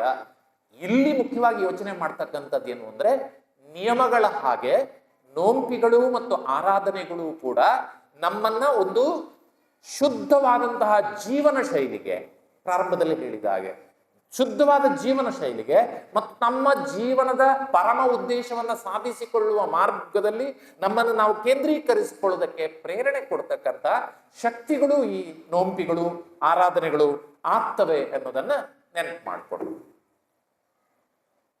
ಇದೆರಡು ಆದ್ಮೇಲೆ ಮೂರನೇದಾಗಿ ನಾವು ವ್ರತಗಳ ವಿಷಯಕ್ಕೆ ಬರೋದು. ಯಾಕೆ ಈ ನಿಯಮಗಳು ಮತ್ತು ನೋಂಪಿಗಳ ಅಭ್ಯಾಸ ಆದರೆ ಮಾತ್ರ ವ್ರತದಲ್ಲಿ ಬದ್ಧತೆಯನ್ನ ಇಟ್ಟುಕೊಂಡು ಕೆಲಸ ಮಾಡ್ಲಿಕ್ಕೆ ಸಾಧ್ಯ ಆಗುತ್ತೆ. ಯಾಕೆ ಅಂದ್ರೆ ವ್ರತಗಳಿಗೆ ಹೆಚ್ಚು ಬದ್ಧತೆ ಬೇಕು, ಶ್ರದ್ಧೆ ಬೇಕು. ಆದ್ದರಿಂದ ಹಾಗಾಗಿ ನಾವು ಆಗ್ಲೇ ಹೇಳಿದ ಹಾಗೆ 8ನೇ ವರ್ಷಕ್ಕೆ ಮಕ್ಕಳು ಬಂದಾಗ ಅವರಿಗೆ ವ್ರತ ಕೊಡುವುದಿಲ್ಲ, ವ್ರತದ ಉಪದೇಶ ಮಾಡ್ತಾರೆ. ನೋಡು, ಮುಂದೆ ನಿನ್ನ ಜೀವನವನ್ನು ಉದ್ಧರಿಸಿಕೊಳ್ಳುವುದಕ್ಕೆ ಬೇಕಾಗಿರ್ತಕ್ಕಂಥ ವ್ರತಗಳು ಹೀಗೆಲ್ಲ ಇವೆ ಅಂತ ಸುಲಭದಿಂದ ಪ್ರಾರಂಭಿಸ್ತೇವೆ. ತುಂಬ ಸಲ ನಮ್ಮಲ್ಲಿ ಹೀಗೆ ಮಾತನಾಡುವಾಗ, ಲೋಕಾಭಿರಾಮ ಮಾತಾಡುವಾಗ ಹೇಳಿಕೊಂಡು ಜೈನ ಧರ್ಮ ಭಾರಿ ಕಷ್ಟ. ಸ್ವಾರಸ್ಯ ಏನು ಅಂದ್ರೆ, ಆಚರಿಸದೇ ಇರುವವರಿಗೆ ಎಲ್ಲವೂ ಕಷ್ಟ, ಆಚರಿಸುವವರಿಗೆ ಎಲ್ಲವೂ ಸುಲಭ. ನೀವು ದಿಗಂಬರ ಮುನಿಗಳನ್ನ ಕೇಳಿ, ನಿಮ್ಗೆ ದಿಗಂಬರರಾಗಿ ಇದೆ, ಅಯ್ಯೋ ಬಹಳ ಸುಲಭ ಆಗ್ತಾರೆ, ಯಾಕಂದ್ರೆ ಅವ್ರು ಆಚರಿಸ್ತಾರೆ. ನಮ್ಗೆ ಹೀಗೆ ನೋಡ್ಕೊಂಡು ಬಹಳ ಕಷ್ಟ ಅಂತ ಅನಿಸೋದು. ಹಾಗೆ ನಾನು ತುಂಬ ತಮಾಷೆಗೆ ನಮ್ಮ ಮಕ್ಕಳ ಜೊತೆಯಲ್ಲಿ ಹೇಳುವಾಗ್ಲೂ ಹೇಳ್ತೇನೆ, ನೀವು ನಮ್ಮ ಗ್ರಂಥಗಳನ್ನ, ಶಾಸ್ತ್ರ ಗ್ರಂಥಗಳನ್ನು ನೋಡಿದ್ರೆ ಒಂದಕ್ಕಿಂತ ಒಂದು ಶಬ್ದಗಳನ್ನು ನೋಡ್ಬೇಕು, ಹೆದರಿಸುವ ಶಬ್ದಗಳು. ಯಪ್ಪೋ, ರತ್ನತ್ರಯದಲ್ಲೇ ತೊಡಗಿ ನೀವು 8 ವರ್ಷ ಆಗಿರ್ತಕ್ಕಂಥ ವ್ರತ ಸ್ವೀಕಾರ ಕೊಡುವ ಮಗುವಿಗೆ ಹೇಳಿ ಸಮ್ಯಕ್ ದರ್ಶನ, ಸಮ್ಯಕ್ ಜ್ಞಾನ, ಸಮ್ಯಕ್ ಚಾರಿತ್ರ ಅನ್ನು ಅವನು ಅಷ್ಟಕ್ಕೆ ಎದುರು ಹೋಗ್ಬಿಡ್ತಾನೆ. ಅಂದ್ರೆ ನಿಜವಾಗಿ ಶಬ್ದಗಳು ಮಾತ್ರ ಹಾಗೆ ಸ್ವಲ್ಪ ನಮ್ಗೆ ಎಂಥದಪ್ಪ ಇದು ಬಹಳ ದೊಡ್ಡದು ಅಂತ. ಒಳಗಡೆ ನೀವು ಹೋದ್ರೆ ಬಹಳ ಬಹಳ ಸರಳ ಇರ್ತಕ್ಕಂಥ ಸಂಗತಿಗಳಿರೋದು. ಹಾಗಾಗಿ ನಿಜವಾಗಿಯೂ ಜೈನ ಧರ್ಮ ಅನ್ನೋದು ಆಚರಣೆಗೆ ಕಷ್ಟ ಅನ್ನೋದು ನಮ್ಮ ಭ್ರಮೆ ಅಷ್ಟೇ. ಆಚರಣೆಗೆ ತುಂಬಾ ಸುಲಭ ಇದೆ. ಆದ್ರೆ ಆ ಶಬ್ದಗಳನ್ನು ನೋಡಿಕೊಂಡು ಹೆದರ್ಕೊಳ್ಬೇಕಾದ ಅವಶ್ಯಕತೆ ಇಲ್ಲ. ಹಾಗೆಯೇ ವ್ರತೋಪದೇಶದ ಸಂದರ್ಭದಲ್ಲಿ ಆ ವ್ರತಗಳು ಕೊಡಲ್ಪಟ್ಟಾಗ ಆ ವ್ರತಗಳ ಶಬ್ದಗಳು ನಮ್ಮನ್ನು ಹೆದರಿಸಬೇಕಾಗಿಲ್ಲ. ಆದರೆ ಅದರ ಒಳಗಿರ್ತಕ್ಕಂತಹ ವಿಚಾರಗಳನ್ನ ಯೋಚನೆ ಮಾಡಿದ್ರೆ ನಾವು ಹೆಚ್ಚು ಸುಲಭವಾಗಿ ಅದನ್ನು ಆಚರಿಸುವುದಕ್ಕೆ ಸಾಧ್ಯ ಆಗ್ತದೆ. ಹಾಗಾಗಿ ಈಗಾಗಲೇ ನೆನಪು ಮಾಡಿಕೊಂಡ ಹಾಗೆ ವ್ರತೋಪದೇಶದ ಸಂದರ್ಭದಲ್ಲಿ ಬಹಳ ಮುಖ್ಯವಾಗಿ ಕೊಡತಕ್ಕಂತಹ ವ್ರತಗಳು ಯಾವುದು ಅಂತ ಕೇಳಿದ್ರೆ ಪಂಚಾಣ ವ್ರತಗಳು. ಮೊದಲೇ ಆ ಶಬ್ದದಲ್ಲಿಯೇ ಇದೆ, ಅದು ಅಣುವ್ರತ ಅಂತ. ಅಪ್ಪ ಹೆದರಬೇಡ, ಇದು ಚೂರು ಅಂತ. ಕೊರೋನಾ ಸಂದರ್ಭದಲ್ಲಿ ಚೂರು ಇಂಜೆಕ್ಷನ್ ಕೊಡ್ತಿದ್ರಲ್ಲ, ಹಾಗೆ ಚುಚ್ಚಿದ್ರು ಬಿಡ್ತು. ಎಷ್ಟು ಜನರ ಒಳಗೆ ಹೋಗಿತ್ತೋ ಇಲ್ಲೋ ಗೊತ್ತಿಲ್ಲ ನಮಗೆ, ಏನಾಯ್ತೋ ಗೊತ್ತಿಲ್ಲ. ಹಾಗಾಗಿ ಈ ವ್ರತೋಪದೇಶ ಅನ್ನೋದು ನೀನು ಇದನ್ನು ಚೂರು ಪಾಲಿಸ್ಬೇಕು ಅಂತ. ಯಾಕಂದ್ರೆ ನಾನು ಮತ್ತೆ ಯುಗಳ ಮುನಿ ಮಹಾರಾಜರನ್ನ ನೆನಪು ಮಾಡ್ಕೊಳ್ತೇನೆ. ಅವ್ರು ನಮ್ಗೆ ಬೈತಿದ್ರು, ನೀವು ಹೋಗಿ ಮಹಾವ್ರತಗಳನ್ನ ಹೇಳಿ ಜನರನ್ನ ಹೆದರಿಸ್ತೀರಿ, ಅದು ಅಣುವೃತಗಳಪ್ಪ, ಅವರನ್ನ ಅಣುವೃತಗಳಿಗೆ ಹೇಳಿ ನೀವು ಮಹಾವ್ರತಗಳ ಬಗ್ಗೆ ಹೇಳ್ಬೇಡಿ ಅಂತ ಹೇಳ್ತೀರಿ. ಅಹಿಂಸಾ ಮಹಾವ್ರತ ಅದು ತ್ಯಾಗಿಗಳಿಗೆ ಇರ್ತಕ್ಕಂಥ, ನಮಗೆ ಚೂರು ಹಿಂಸೆ. ಅದಕ್ಕೆ ಹೇಳಿದ್, ನಾನು ನಿನ್ನೆ ಕೂಡ ಹೇಳಿದ್ದೇನೆ, ಸಂಕಲ್ಪ ಹಿಂಸೆ ಮಾಡಬೇಡ. ಅಣುವೃತಗಳ ವಿಚಾರಕ್ಕೆ ಬಂದ್ರೆ ಸಂಕಲ್ಪ ಹಿಂಸೆ ಮಾಡಬೇಡ. ಆರಂಭ ಹಿಂಸೆ, ಕೃಷಿ ಮಾಡುವಾಗ ಆಗ್ತಕ್ಕಂಥ ಹಿಂಸೆ ಅನುಮತಿ ಇದೆ ಅದಕ್ಕೆ. ಅದನ್ನು ಕೂಡ ಅಣುವೃತಗಳಿಂದ ಹೀಗೆ ಹೊರಗೆ ತಳ್ಳಿಲ್ಲ ನಿಮ್ಗೆ. ಸಂಕಲ್ಪ ಹಿಂಸೆ ಅದು ಅಣುವೃತದಲ್ಲಿ ಬಹಳ ಮುಖ್ಯವಾದ ಸಂಗತಿ, ಅದನ್ನು ಮಾಡಬೇಡ. ಇದೇ ತರ ನಿನ್ನೆ ಮಾತಾಡಿದ್ದೇವೆ, ಅಹಿಂಸೆ ಇರಬಹುದು, ಸತ್ಯ ಇರಬಹುದು. ಸತ್ಯ ಹೇಳಿ, ಸುಮ್ಮನೆ ಇನ್ನೊಬ್ಬರಿಗೆ ಹಾನಿ ಆಗ್ತಕ್ಕಂಥ ಸುಳ್ಳುಗಳನ್ನು ಹೇಳಬೇಡಿ, ಅಥವಾ ಸುಳ್ಳು ಹೇಳಿ ಹಾನಿ ಉಂಟು ಮಾಡಬೇಡಿ. ಅನಿವಾರ್ಯಗಳ ಸಂದರ್ಭದ ಕೆಲವು ಸಲ ಒಳ್ಳೆಯ ಕೆಲಸ ಮಾಡಬೇಕಾದಾಗ ಪರವಾಗಿಲ್ಲ ಅಂದ್ರೆ, ಯಾಕಂದ್ರೆ ನೀವು ಅಣುವೃತ ತಗೊಂಡಿರೋದು. ಹಾಗಾಗಿ ಸತ್ಯಾಣುವೃತ, ಅಹಿಂಸಾಣುವೃತ, ಅಚೌರ್ಯಾಣುವೃತ. ಚೌರ್ಯವನ್ನ ಅಂದ್ರೆ ಅಲ್ಲಿ ಮತ್ತೆ ಮತ್ತೆ ಬಂದು ನಾನು ಭಾವಪೂಜೆ ಮತ್ತು ದ್ರವ್ಯ ಪೂಜೆದ ಬಗ್ಗೆ ಹೇಳಿದ್ದಾನೆ. ಯಾಕೆ ಅವರಿಗೆ ಭಾವಪೂಜೆ ಅಂದ್ರೆ, ನಾನು ಹೇಳಿದೆ, ಹೂ ಕೊಯ್ಯುವುದು ಕೂಡ ಮಹಾವ್ರತದ ದೃಷ್ಟಿಯಿಂದ ಕಳ್ಳತನ ಆಗ್ತದೆ. ಗಿಡದಿಂದ ಹೂ ಕೊಯ್ಯುವುದು ನಿನ್ನೆ ಹೇಳಿದ ಹಾಗೆ ಮಹಾವ್ರತದ ದೃಷ್ಟಿಯಿಂದ ಗಿಡ ನಿಮ್ಗೆ ಕೊಟ್ಟಿಲ್ಲ, ಅದು ನಿಮ್ಮದಲ್ಲ. ಆದರೆ ನಮಗೆ ಅಣುವೃತ ಪಾಲಿಸುವವರಿಗೆ ನಾವು ಹೀಗೆ ಬೇರೆಯವರ ಕಿಸೆಯಿಂದಲೋ ಬೇರೆಯವರ ಬ್ಯಾಗಿನಿಂದಲೋ ತೆಗೀತಕ್ಕಂಥದ್ದು ಕಳ್ಳತನ ಆಗ್ತದೆ ವಿನ ಹೂ ಕೊಯ್ಯುವುದು ಕಳ್ಳತನ ಅನ್ನಿಸುವುದಿಲ್ಲ. ಆದ್ರಿಂದ ನಾವು ಹೂವನ್ನು ಕೊಯ್ಯುವುದು ಅಥವಾ ಬೇರೆ ದ್ರವ್ಯಗಳನ್ನೆಲ್ಲವನ್ನು ತೆಕ್ಕೊಂಡು ನಾವು ಪೂಜಾಧಿಕಾರಿಗಳನ್ನ ದ್ರವ್ಯ ಪೂಜೆಯನ್ನ ಮಾಡ್ತೇವೆ. ಅಲ್ಲಿ ಆ ದೋಷಗಳು ಅಂಟುವುದಿಲ್ಲ ನಮ್ಗೆ ಅಂತ ಹೇಳೋದು. ಹಾಗಾಗಿ ಅಹಿಂಸಾಣುವೃತ, ಸತ್ಯಾಣುವೃತ, ಅಚೌರ್ಯಾಣುವೃತ, ಬ್ರಹ್ಮಚರ್ಯಾಣುವೃತ, ಪರಿಗ್ರಹ ಪರಿಮಾಣವೃತ. ಇವತ್ತು ಮತ್ತೆ ಅದನ್ನು ಹೇಳಿದ್ರೆ ನಾಳೆ ನಾನು ಮನೆಗೆ ಹೋಗ್ಬೇಕಲ್ಲ. ಅವ್ರು ಬಂದು ನಮ್ಮ ಕವಾಟುಗಳ ಬಗ್ಗೆ ಮಾತಾಡ್ತಾರೆ ಅಂತ ನೀವು ಕೊನೆಗೆ ಹೇಳೋದು ಬೇಡ. ಆ ದೃಷ್ಟಿಯಿಂದ ಪಂಚಾಣ ವ್ರತಗಳು ಪಾಲಿಸಲ್ಪಡಬೇಕಾದ ವ್ರತಗಳು. ಯಾವಾಗ ನಿಯಮ, ನೋಂಪಿ ಇತ್ಯಾದಿಗಳನ್ನು ನಾವು ಪಾಲಿಸ್ಕೊಂಡು ಬರ್ತೇವೋ ಆವಾಗ ಇವುಗಳು ಕಠಿಣ ಅಂತ ಅನಿಸುವುದಿಲ್ಲ. ಆದರೆ ಇವುಗಳನ್ನು ಪಾಲಿಸುವುದರಿಂದ ನಾವು ಮತ್ತೆ ಮುಂದಿನ ಹೆಜ್ಜೆಗೆ ಬಹಳ ಸುಂದರವಾಗಿ ಹೋಗ್ತೇವೆ. ಹೇಗೆ ಹೋಗ್ತೇವೆ ಎನ್ನುವುದಕ್ಕೆ ವ್ರತಗಳ ಪ್ರಪಂಚವನ್ನು ನಾವು ಅರ್ಥ ಮಾಡ್ಕೊಳ್ಬೇಕು. ವ್ರತಗಳನ್ನ 3 ರೀತಿಯಾಗಿ ವಿಭಾಗೀಕರಣ ಮಾಡಿದ್ದಾರೆ: ಅಣುವ್ರತಗಳು, ಗುಣವ್ರತಗಳು, ಶಿಕ್ಷಾವ್ರತಗಳು ಅಂತ. ಮೊದಲಿಗೆ ಪ್ರಾರಂಭ ಆಗ್ತಕ್ಕಂಥದ್ದು ಅಣುವ್ರತಗಳು, ಆಮೇಲೆ ಗುಣವ್ರತಗಳು, ಆಮೇಲೆ ಶಿಕ್ಷಾವ್ರತಗಳು. ಅದರ ಒಂದು ಸ್ವಾರಸ್ಯ ನೀವು ನೋಡಿದ್ರೆ, ಒಂದು ರೀತಿಯಲ್ಲಿ ಸಲ್ಲೇಖನ ವ್ರತದವರೆಗೂ ಕೂಡ, ಸಣ್ಣ ಪ್ರಾರಂಭದ ಅಣುವ್ರತದಿಂದ ಪ್ರಾರಂಭಿಸಿ ಸಲ್ಲೇಖನ ವ್ರತದವರೆಗೂ ಕೂಡ ಸೂಕ್ಷ್ಮವಾಗಿ ಹುಡುಕಾಡಿದರೆ ಅಲ್ಲಿ ನಮಗೆ ಅಷ್ಟಮೂಲ ಗುಣಗಳೇ ಕಾಣಿಸುವುದು. ನೀವು ಸರಿಯಾಗಿ ಗಮನಿಸ್ತೀವಿ, ಅಷ್ಟಮೂಲ ಗುಣಗಳೇ ಕಾಣಿಸುವುದು ನಮಗೆ. ಆ ಅಷ್ಟಮೂಲ ಗುಣಗಳ ಆಚರಣೆಯೇ ಬೇರೆ ಬೇರೆ ರೀತಿಯ ವ್ರತಗಳಾಗಿ ನಮಗೆ ಬೇರೆ ಬೇರೆ ರೀತಿಯಲ್ಲಿ ಹಂಚಿಕೆ ಆದದ್ದನ್ನು ಕಾಣ್ತೇವೆ ನಾವು. ಅದರಿಂದ ಅಷ್ಟಮೂಲ ಗುಣಗಳಿಗೆ ವ್ರತೋಪದೇಶ ಮಾಡುವಾಗ ಈ ಅಷ್ಟಮೂಲ ಗುಣಗಳು ಹೀಗಿದ್ದಾವೆ: ಮಧ್ಯ ಮಧು ಮಾಂಸತ್ಯಾಗ, ಪಂಚ ಉದುಂಬರ ಫಲತ್ಯಾಗ, ರಾತ್ರಿ ಭೋಜನ ತ್ಯಾಗ, ಜಲಗಾಲನ, ಜೀವದಯೇ, ಪಂಚಪರಮೇಷ್ಠಿಗಳೇ ಆಪ್ತರೆಂಬಂತಹ ಭಾವನೆ. ಈ ಅಷ್ಟಮೂಲ ಗುಣಗಳು ಹೇಗೆ ಈ ವ್ರತಗಳಲ್ಲಿ ಹಂಚಿಕೆ ಆಗ್ತಾ ಹೋಗ್ತವೆ ಅಂತಕ್ಕಂಥದ್ದು ನಮ್ಗೆ ಅರ್ಥ ಆಗ್ತದೆ. ಹಾಗಾಗಿ 2ನೇ ವಿಷಯಕ್ಕೆ ಬರ್ತೇನೆ ನಾನು, ಗುಣವ್ರತಗಳು ಅಂತ. ಯಾವಾಗ ಅಣುವ್ರತಗಳು ನಮಗೆ ಪಾಲಿಸುವುದಕ್ಕೆ ಅಭ್ಯಾಸ ಆಯಿತು, ನಮ್ಗದು ಕಠಿಣ ಅಂತ ಅನ್ನಿಸ್ಲಿಲ್ಲ, ಅಥವಾ ನಾವು ಅದಕ್ಕೆ ಒಗ್ಗಿಕೊಂಡು ಅಂತ ಇಟ್ಕೊಳ್ಳೋಣ. ಮತ್ತೆ ಅದೇ ವಿಷಯಕ್ಕೆ ಬರ್ತೇನೆ ನಾನು, ಒಗ್ಗಿಕೊಳ್ಳುವುದು ಅಂದ್ರೆ. ನಾನು ಮನೆಯಲ್ಲಿದ್ದರೆ ಊರಲ್ಲಿ ಹೋಗುವಾಗಲೂ ಹೆಲ್ಮೆಟ್ ಹಾಕೋದೆ, ಹೆಲ್ಮೆಟ್ ಹಾಕದೆ ಬೈಕಲ್ಲಿ ಕೂತೆ ಗೊತ್ತಿಲ್ಲ, ಅಭ್ಯಾಸ ಆಗಿದೆ. ಒಂದು ಸಲ ಅಭ್ಯಾಸ ಆಗಿಬಿಟ್ರೆ ಮತ್ತೆ ನಾವು ಅದು ನಮ್ಗೊಂದು ಹೊರೆ ಅಂತ ಅನ್ನೋ ಪ್ರಶ್ನೆ ಇಲ್ಲ, ನಮ್ಮ ಜೀವನದ ಒಂದು ಭಾಗ. ಈಗ ಮನೆಯಿಂದ ಹೊರಗೆ ಬರ್ತಾ ಇದ್ದ ಹಾಗೆ ಚಪ್ಪಲಿ ಹಾಕೊಳ್ತೇವೆ. ಯಾಕೆ? ಚಪ್ಪಲಿ ಹಾಕೊಳ್ಳೋದು ನಮ್ಗೆ ಅಭ್ಯಾಸ ಆಗಿದೆ. ಆದ್ದರಿಂದ ಅದೇ ಚಿಕ್ಕ ಮಗು ಬಂದ್ಕೊಳ್ಳಿ ಮನೆ ಹೊರಗೆ ಓಡ್ತಾ ಇರ್ತೇವೆ, ಪಾರ ಚಪ್ಪಲಿ ಅದನ್ನು ಕೂರಿಸಿ ಹಿಡಿದು ಅಲ್ವಾ?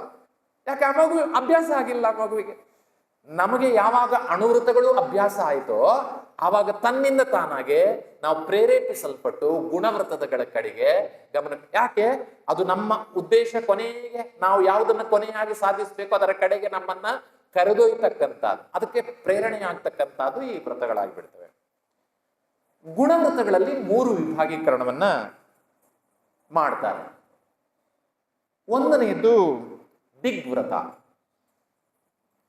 ದಿಕ್ಕನ್ನ ನಿರ್ಬಂಧವಾಗಿಟ್ಟುಕೊಂಡು ಅದರಿಂದ ಆಚೆಗೆ ಹೋಗುವುದಿಲ್ಲ ಅಂತಕ್ಕಂಥ ಒಂದು ವ್ರತವನ್ನ ತೆಕ್ಕೊಳ್ಳೋದು. ಇಲ್ಲಿ ನಾನು ಪ್ರಾರಂಭದಲ್ಲಿ ಹೇಳಿದ್ದನ್ನ ಇಲ್ಲಿ ಜೋಡಿಸ್ಕೊಳ್ಬೇಕು.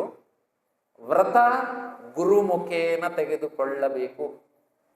ತೀರಾ ಅನಿವಾರ್ಯ ಆದ ಸಂದರ್ಭದಲ್ಲಿ ತೊಂದರೆ ಇಲ್ಲ ಅಂತ ಹೇಳ್ತಾರೆ. ಆದ್ರೆ ವ್ರತ ಎನ್ನುವುದು ಗುರುಗಳ ಮೂಲಕವೇ ತೆಗೆದುಕೊಳ್ಬೇಕು. ಯಾಕೆ? ನಮಗೆ ಒಂದು ಭಯ ಇರಬೇಕು. ನಾನು ಗುರುಗಳ ಮೂಲಕ ವ್ರತವನ್ನು ತೆಗೆದುಕೊಂಡಿದ್ದೇನೆ, ಅದರಲ್ಲಿ ಅತಿಚಾರ ಅಥವಾ ಅನಾಚಾರ ಆದರೆ ನಂಗೆ ತೊಂದರೆ ಆಗ್ತದೆ. ಯಾಕಂದ್ರೆ ಗುರುಗಳಿಂದ ನಾನೇ ತೀರ್ಮಾನ ಮಾಡಿದ್ದಾದ್ರೆ ಪರವಾಗಿಲ್ಲ, ನಂಗೆ ಮಾತ್ರ ಗೊತ್ತಿರೋದಲ್ಲ ಅನ್ನಿಸ್ಬಿಡ್ತು. ಅದಕ್ಕಿಂತ ಮುಖ್ಯವಾದ ಇನ್ನೊಂದು ಸಂಗತಿ ಇದೆ, ನೆನಪಿಟ್ಕೊಳ್ಳಿ. ಯಾವಾಗ ನಾವು ತೆಗೆದುಕೊಂಡಿರ್ತಕ್ಕಂಥ ವ್ರತಗಳಲ್ಲಿ ಅತಿಚಾರ ಅಥವಾ ಅನಾಚಾರ ಆಯ್ತೋ ಪ್ರಾಯಶ್ಚಿತ್ತವನ್ನ ತೆಗೆದುಕೊಳ್ಳಬೇಕು ಎನ್ನುವ ನಿಯಮ ಇದೆ. ನಿಯಮಗಳಿಗೆ ಆ ಥರದ್ದೇನು ಇಲ್ಲ, ನಂಗೆ ಗೊತ್ತಿದ್ದ ಹಾಗೆ. ನಿಯಮಗಳ ಬಟ್ಟಿಗೆ ಪ್ರಶ್ನೆ ಇಲ್ಲ. ಆದ್ರೆ ವ್ರತಗಳನ್ನ ನೀವಲ್ಲಿ ಅತಿಚಾರ, ಮುಖ್ಯವಾಗಿ ಅತಿಚಾರಕ್ಕಿಂತ ಹೆಚ್ಚಾಗಿ ಅನಾಚಾರ ಆದರೆ, ನಿಮ್ದು ತಿಳಿಯೋದೋ ಅದು ತಪ್ಪಾದ್ರೆ ಅದಕ್ಕೆ ಪ್ರಾಯಶ್ಚಿತ್ತವನ್ನ ತೆಗೆದುಕೊಳ್ಳಬೇಕು. ಪ್ರಾಯಶ್ಚಿತ್ತವನ್ನ ಕೊಡುವ ಅಧಿಕಾರ ಇರುವುದು ಗುರುಗಳಿಗೆ ಮಾತ್ರ. ಎಷ್ಟು ಸೊಗಸಾಗಿದೆ ಅಂದ್ರೆ, ಸ್ವಾಧ್ಯಾಯದಲ್ಲಿ ತಾವೆಲ್ಲ ತಿಳ್ಕೊಂಡಿರ್ತೀರಿ, ಮುನಿ ಸಂಘಗಳಲ್ಲಿ ಯಾವ ಮುನಿ, ಇದು ನಾನು ಸುಮ್ಮನೆ ಉದಾಹರಣೆಗೋಸ್ಕರ ಹೇಳ್ತಾ ಇರೋದು, ನಾವು ಶ್ರಾವಕರಾಗೇ ಇದ್ದೇವೆ. ಮುನಿ ಸಂಘಗಳಲ್ಲಿ ಯಾರಾದರೂ ಮುನಿಗಳು ತಪ್ಪು ಮಾಡಿದರೆ ಅವ್ರು ಹೋಗಿ ಗುರುಗಳಲ್ಲಿ ಹೇಳಬೇಕು. ಆಗ ಗುರುಗಳು ಪ್ರಾಯಶ್ಚಿತ್ತವನ್ನು ಕೊಡ್ತಾರೆ. ಹೇಗೆ ಕೊಡ್ತಾರೆ ಅಂದ್ರೆ, ಪ್ರಾಯಶ್ಚಿತ್ತದ ಗ್ರಂಥ ಇದೆ, ಪುಸ್ತಕ ಇದೆ. ಅದ್ರ ತುಂಬಾ ಸೊಗಸಾದ, ನನ್ಗೆ ಕೇಳಿ ಆಶ್ಚರ್ಯ ಆಯ್ತು. ಆ ಗ್ರಂಥ ಆಚಾರ್ಯರ ಕೈಯಲ್ಲಿ ಮಾತ್ರ ಇರ್ತದೆ ವಿನಃ ಮುನಿಗಳಿಗೆ ಅದನ್ನು ಬಿಡಿಸಿ ನೋಡುವ ಅಧಿಕಾರ ಕೂಡ ಇಲ್ಲ. ಆಚಾರ್ಯರು ತಮ್ಮ ಆಚಾರ್ಯ ಪದವಿಯನ್ನ ಮತ್ತೊಬ್ಬರಿಗೆ ಹಸ್ತಾಂತರಿಸುವಾಗ ಈ ಪ್ರಾಯಶ್ಚಿತ್ತ ಗ್ರಂಥವನ್ನು ಕೂಡ ಹಸ್ತಾಂತರಿಸ್ತಾರೆ. ಇಲ್ಲ ಇದ್ರೆ ಏನಾದೀತು? ಸಾಮಾನ್ಯ ಮುನಿಗಳ ಕೈ, ಅಂದ್ರೆ ನಮ್ಮ ಹಾಗೆ ನಾವು ಸಾಮಾನ್ಯರ ಜೀವನ ಯೋಚನೆ ಮಾಡೋದು ಬಂದ್ರೆ ಮೆಲ್ಲ ನೋಡ್ಕೊಂಡು ಇವರಿವರೇ ಪ್ರಾಯಶ್ಚಿತ್ತ ಮಾಡ್ಕೊಂಡು ಹೋದಾಗ ಕೊನೆಗೆ ಗುರುಗಳಿಗೆ ಗೊತ್ತಾಗೋದು ಬೇಡ ಅಂತ ಮಾಡ್ಲಿಕ್ಕೆ ಸಾಧ್ಯತೆ ಇರೋದು ಅಂತ ಹೇಳೋದು. ಅದು ಆಗಬಾರ್ದು ಅನ್ನೋ ದೃಷ್ಟಿಯಿಂದ, ಯಾಕಂದ್ರೆ ಆ ಗುರು ಮುಖೇನವೇ ಪ್ರಾಯಶ್ಚಿತ್ತ ಪಡಲ್ಪಡಬೇಕು, ಅದಕ್ಕೆ ಪರಿಹಾರಗಳು. ಒಂದು ರೀತಿಯಲ್ಲಿ ಅದು ಮಾಡಿದಂತಹ ಅತಿಚಾರ ಮತ್ತು ಅನಾಚಾರಗಳಿಗೆ ಅದರ ಪಾಪವನ್ನು ನಿವಾರಣೆ ಮಾಡಲಿಕ್ಕೆ ಈ ಪ್ರಾಯಶ್ಚಿತ್ತ. ಏನು ಅನಾಚಾರ ಆಗಿದೆ, ವ್ರತದಲ್ಲಿ ಭಂಗ ಆಗಿದೆ, ಆ ವ್ರತಭಂಗ ಆದ್ದರಿಂದ ಹುಟ್ಟಿಕೊಂಡ ಪಾಪವನ್ನ ನಿವಾರಣೆ ಮಾಡ್ಲಿಕ್ಕೋಸ್ಕರ ಪ್ರಾಯಶ್ಚಿತ್ತವನ್ನ ಮಾಡ್ಕೊಳ್ಬೇಕು ಅನ್ನುವಂಥ ಸೂಚನೆಯನ್ನು ಕೊಡ್ತಾರೆ. ಹಾಗಾಗಿ ಅದು ಮುಖ್ಯವಾಗಿ ಯೋಚನೆ ಮಾಡಬೇಕಾದ್ದು. ನಾನು ಹೇಳಿದೆ ದಿಗ್ವ್ರತದ ಬಗ್ಗೆ ಹೇಳ್ತಾ ಇದ್ದೆ. ಗುಣವ್ರತದಲ್ಲಿ ದಿಗ್ವ್ರತ ಅಂದ್ರೆ ದಿಕ್ಕನ್ನ ಒಂದು ಎಲ್ಲೆಯಾಗಿ ಇಟ್ಟುಕೊಂಡು ಅದರಿಂದ ಆಚೆಗೆ ನನ್ನ ಯಾವುದೇ ಕ್ರಿಯೆಗಳನ್ನು ಮಾಡುವುದು. ಯಾಕೆ ಅನ್ನೋ ಮಾತಿಗೆ ಬಂದಾಗ ಹೇಳ್ತಾರೆ. ಯಾಕೆ ಅಂದ್ರೆ ನಾವು ಯಾವ ದಿಕ್ಕಿನ ಪರಿಧಿಯನ್ನು ಹಾಕೊಳ್ತೇವೋ ಅದರಿಂದ ಆಚೆಗೆ ಹೋಗುವುದಿಲ್ಲ ಅಂತ ನಿರ್ಣಯ ಮಾಡ್ಕೊಳ್ತೇವೋ, ಅದರಿಂದ ಆಚೆಗೆ ನಡೆದ ಯಾವ ಪಾಪಕ್ರಿಯೆಗಳ ಬಗ್ಗೆ ಕೂಡ ನಮಗೆ ಬದ್ಧತೆ ಇಲ್ಲ, ಅಥವಾ ನಮ್ಗೆ ಅದರ ಪ್ರಭಾವ ಇಲ್ಲ, ಪಾಪದ ಪ್ರಭಾವ ಇಲ್ಲ. ಆದರೆ ನಾವು ಬದ್ಧತೆ ಏನು ಸಾಲು ಹಾಕೊಂಡಿದ್ದೆ, ಪರಿಧಿ ಹಾಕೊಂಡಿದ್ದೆ, ಅದರ ಒಳಗೆ ಆದದ್ದಕ್ಕೆ ನಾವೂ ಕೂಡ ಕೃತವಾಗಿಯೋ ಕಾರಿತವಾಗಿಯೋ ಅನುಮೋದನೆಯ ರೂಪದಲ್ಲಿಯೋ ನಾವು ಕಾರಣರಾಗ್ತೇವೆ. ಆದ್ರಿಂದ ಅದರ ಪಾಪವೂ ನಮ್ಗೆ ಅಂಟಿಕೊಳ್ತದೆ ಅಂತ. ಹಾಗಾಗಿ ನಾವು ದಿಗ್ವ್ರತವನ್ನ ಹಾಕಿಕೊಂಡು ನಮ್ಮ ವ್ರತವನ್ನ ಪಾಲಿಸಬೇಕಾಗ್ತದೆ ಅಂತ ಹೇಳುದು. ನಂಗೆ ತುಂಬಾ ಸೊಗಸು ಅಂತ ಅನಿಸಿದ್ದು, ನಮ್ಮ ಮಕ್ಕಳು ಧರ್ಮಪಾಠದ ಮಕ್ಕಳ ತರಗತಿಗಳಲ್ಲಿ ಇದನ್ನು ಸ್ವಲ್ಪ ಜಾಸ್ತಿ ಒತ್ತು ಕೊಟ್ಟು ನಾನು ಪಾಠ ಮಾಡೋದು ಯಾವಾಗಲೂ. ಅನರ್ಥ ದಂಡ ವ್ರತ ಅಂತ ತುಂಬಾ ಚೆನ್ನಾಗಿದೆ. ನಮ್ಮ ದಿನನಿತ್ಯದ ಜೀವನಕ್ಕೆ ಈ ಅನರ್ಥ ದಂಡ ವ್ರತದ ತಿಳುವಳಿಕೆ ಇದೆಯಲ್ಲ, ಬಹಳ ಸಹಾಯ ಮಾಡ್ತದೆ ಹೇಳುತ್ತೆ. ಯಾಕೆ ಅಂದ್ರೆ ಅನರ್ಥ ದಂಡ ವ್ರತ ಅಂದ್ರೆ ಏನು ಅಂತ ಹೇಳಿದ್ರೆ, ಬೇಕಾಗಿ ಅಲ್ಲ, ಅಗತ್ಯ ಇದ್ದು ಅಲ್ಲ, ಅನಾವಶ್ಯಕವಾಗಿ ನಾವು ಕೆಲಸಗಳನ್ನ ಮಾಡಿ ಪಾಪಗಳನ್ನ ಕಟ್ಟಿಕೊಳ್ಳುವುದು. ಇದನ್ನ ಅನಾವಶ್ಯಕ ಕೆಲಸಗಳನ್ನ ಮಾಡಿ ನಾನು ಪಾಪಗಳನ್ನ ಕಟ್ಟಿಕೊಳ್ಳುವುದಿಲ್ಲ ಅಂತ ವ್ರತವನ್ನ ಗುರುಗಳಿಂದ, ಈಗ ಇದನ್ನ ನಾವು ಹೀಗೆ ತಿಳ್ಕೊಂಡು ಈಗ ಹೇಳಿದ್ದನ್ನ ಕೇಳ್ಕೊಂಡು ನಾಳೆಯಿಂದ ಪಾಲಿಸಬಹುದಾ? ಪ್ರಶ್ನೆ ಇಲ್ಲ, ಅದರಲ್ಲಿ ಫಲ ಇಲ್ಲ. ಇದನ್ನ ನಾನು ವ್ರತವಾಗಿ ತೆಕ್ಕೊಂಡು ಪಾಲಿಸ್ತೇನೆ ಅಂತ ನೀವು ಆ ವ್ರತಕ್ಕೆ ಬದ್ಧರಾದಾಗ ಮಾತ್ರ ಅದಕ್ಕೆ ನಿಜವಾಗಿರ್ತಕ್ಕಂಥ ಶಕ್ತಿ ಬರ್ತಕ್ಕಂಥದ್ದು. ಹಾಗಾಗಿ ಅನರ್ಥ ದಂಡ ವ್ರತ ಬಹಳ ಸೂಕ್ಷ್ಮವಾದ ವ್ರತ ಆಗ್ತದೆ. ಯಾಕೆ ಅಂದ್ರೆ ಅದರಲ್ಲಿ 5 ವಿಭಾಗಗಳಿವೆ. ಅನರ್ಥ ದಂಡ ವ್ರತದಲ್ಲಿ 5 ವಿಭಾಗಗಳಿದೆ. ಮೊದಲನೇದು ಪಾಪೋಪದೇಶ ಅಂತ. ಅಂದ್ರೆ ಏನು? ನಾನೇನು ಕೆಟ್ಟ ಕೆಲಸ ಮಾಡುವುದಿಲ್ಲ, ಬೇರೆಯವರಿಗೆ ಮಾಡು ಅಂತ ಹೇಳುವುದು. ನೋಡಿ ನೋಡಿ, ಪಕ್ಕದ ಮನೆಯ ನಾಯಿ ಬಂದಿದೆ, ಒಂದು ಕಲ್ಲು ಹೊಡಿ. ಪಾಪ ಕೆಲಸ ಮಾಡುವುದಕ್ಕೆ ಉಪದೇಶ ಮಾಡುವುದು. ಯಾರಿಗಾದ್ರೂ ಹಾನಿ ಆಗ್ಲಿ ಅಂತ ನಾನು ಮಾಡುವುದಿಲ್ಲ, ಬೇರೆಯವರಿಗೆ ಹೇಳೋದು, ಅವರಿಗೆ ಹಾನಿ ಆಗುವಾಗ ಏನಾದ್ರು ಮಾಡಿ ಅಂತ. ನೋಡಿ, ಲೌಕಿಕವಾದಂತಹ ಜೀವನದಲ್ಲಿ ಈ ವ್ರತದ ಒಂದು ಎಂಥದ್ದು ಶಕ್ತಿ ಎಷ್ಟಿದೆ, ಮಹತ್ವ ಎಷ್ಟಿದೆ ಅನ್ನೋದನ್ನು ಗಮನಿಸಿ. ಪಾಪೋಪದೇಶ, ಈ ವ್ರತವನ್ನ ತೆಕ್ಕೊಂಡವನು, ಅನರ್ಥದಂಡ ವ್ರತವನ್ನ ಅಂದ್ರೆ ಗುಣವ್ರತವನ್ನ ತೆಗೆದುಕೊಂಡಿರ್ತಕ್ಕಂಥವನು ಯಾವತ್ತೂ ಕೂಡ ಇನ್ನೊಬ್ಬರಿಗೆ ಕೆಟ್ಟದಾಗುವ ಕುರಿತಾಗಿ ಮಾತೇ ಹೇಳುವುದಿಲ್ಲ. ಮಾತು ಹೇಳುವುದಿಲ್ಲ ಅಂತ ವ್ರತವನ್ನ ತಗೊಂಡಿರ್ತಾನೆ ಗುರುಮುಖೇನ. ಅಕಸ್ಮಾತ್ ಏನಾದ್ರೂ ಹೇಳಿದ್ರೆ ಅತಿಚಾರ ಅನಾಚಾರಗಳಾದವು, ಅದಕ್ಕೆ ಪ್ರಾಯಶ್ಚಿತ್ತ ಮಾಡ್ಕೊಳ್ಬೇಕು. ನಾನು ಹೀಗೆಲ್ಲ ವಿವರಿಸಿದ್ಕೊಳ್ಳಿ ಕೆಲವರಿಗೆ ಹೆದರಿಕೆ ಆಗ್ತದೋ ಅಂತಲೂ ಒಂದು ಅನುಮಾನ ಇದೆ. ಬೇಡಪ್ಪ, ಗುಣವ್ರತಗಳ ಸಹವಾಸಕ್ಕೆ ಹೋಗೋದು ಬೇಡ ಅಂತ. ಹಾಗೇನಿಲ್ಲ. ಇದು ನಾನು ಪ್ರಾರಂಭಕ್ಕೆ ಅದಕ್ಕೆ ಹೇಳಿದೆ ಏನು ಅಂತ. ಇದೆಲ್ಲವೂ ಕೂಡ ನಮ್ಮನ್ನ, ನಮ್ಮ ಜೀವನ ಶೈಲಿಯನ್ನ ಸಹಜವಾಗಿರ್ತಕ್ಕಂಥ ರೀತಿಯಲ್ಲಿ ಆ ಒಂದು ಮಾರ್ಗದಲ್ಲಿ ತಡೆದು ಹಿಡಿತಕ್ಕಂಥ ಒಂದು ಕೆಲಸ. ಇದರಿಂದ ಪ್ರಯೋಜನ ನಮ್ಗೆ, ಉಪದೇಶ ಕೊಟ್ಟವರಿಗಲ್ಲ, ವ್ರತ ಕೊಟ್ಟ ಗುರುಗಳಿಗಲ್ಲ, ನಮ್ಗೆ ಇರ್ತಕ್ಕಂಥದ್ದು. ಆದ್ರಿಂದ ಎರಡನೆಯದ್ದು, ಇದು ಇನ್ನೂ ಸೊಗಸಾದು, ಹಿಂಸಾದಾನ ಅಂತ. ನಾನು ಕ್ಲಾಸಲ್ಲಿ ಹೇಳ್ತಿದ್ದೆ ಮಕ್ಕಳಿಗೆ, ಮಗ ಬರಿತಾ ಇಲ್ಲ, ಹೋಮ್ವರ್ಕ್ ಮಾಡ್ತಾ ಇಲ್ಲ, ಅಮ್ಮ ಕೂತಿದ್ದಾಳೆ, ಟಿವಿ ನೋಡ್ಕೊಂಡು ಅಥವಾ ಏನೋ ನೋಡ್ಕೊಂಡು ಕೂತಿದ್ದ, ಅಪ್ಪ ಇನ್ನೆಲ್ಲ ಇದ್ದಾನೆ. ನೋಡಿ, ಅವ ಓದುದಿಲ್ಲ, 4 ಬಿಡಿ ಅವನಿಗೆ.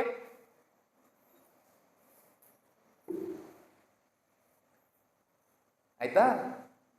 ಅದಲ್ಲ ಇಲ್ಲಿರುವುದೇನು ಗೊತ್ತಾ, ಹಿಂಸಾದಾನ. 4 ಬಿಡು ಅಂತ ಹೇಳಿ ಅಡಿಕೋಲನ್ನ ಅಂದ್ರೆ ರೂಲರನ್ನ ಅಪ್ಪನಿಗೆ ಕೊಡುದು. ನೋಡಿ ಸೂಕ್ಷ್ಮತೆ ಎಷ್ಟಿದೆ. ಯಾಕೆ ಹೊಡೆದು ಅವ ಪಾಪ ಕಟ್ಕೊಳ್ಳಿ, ನನ್ಗೇನು?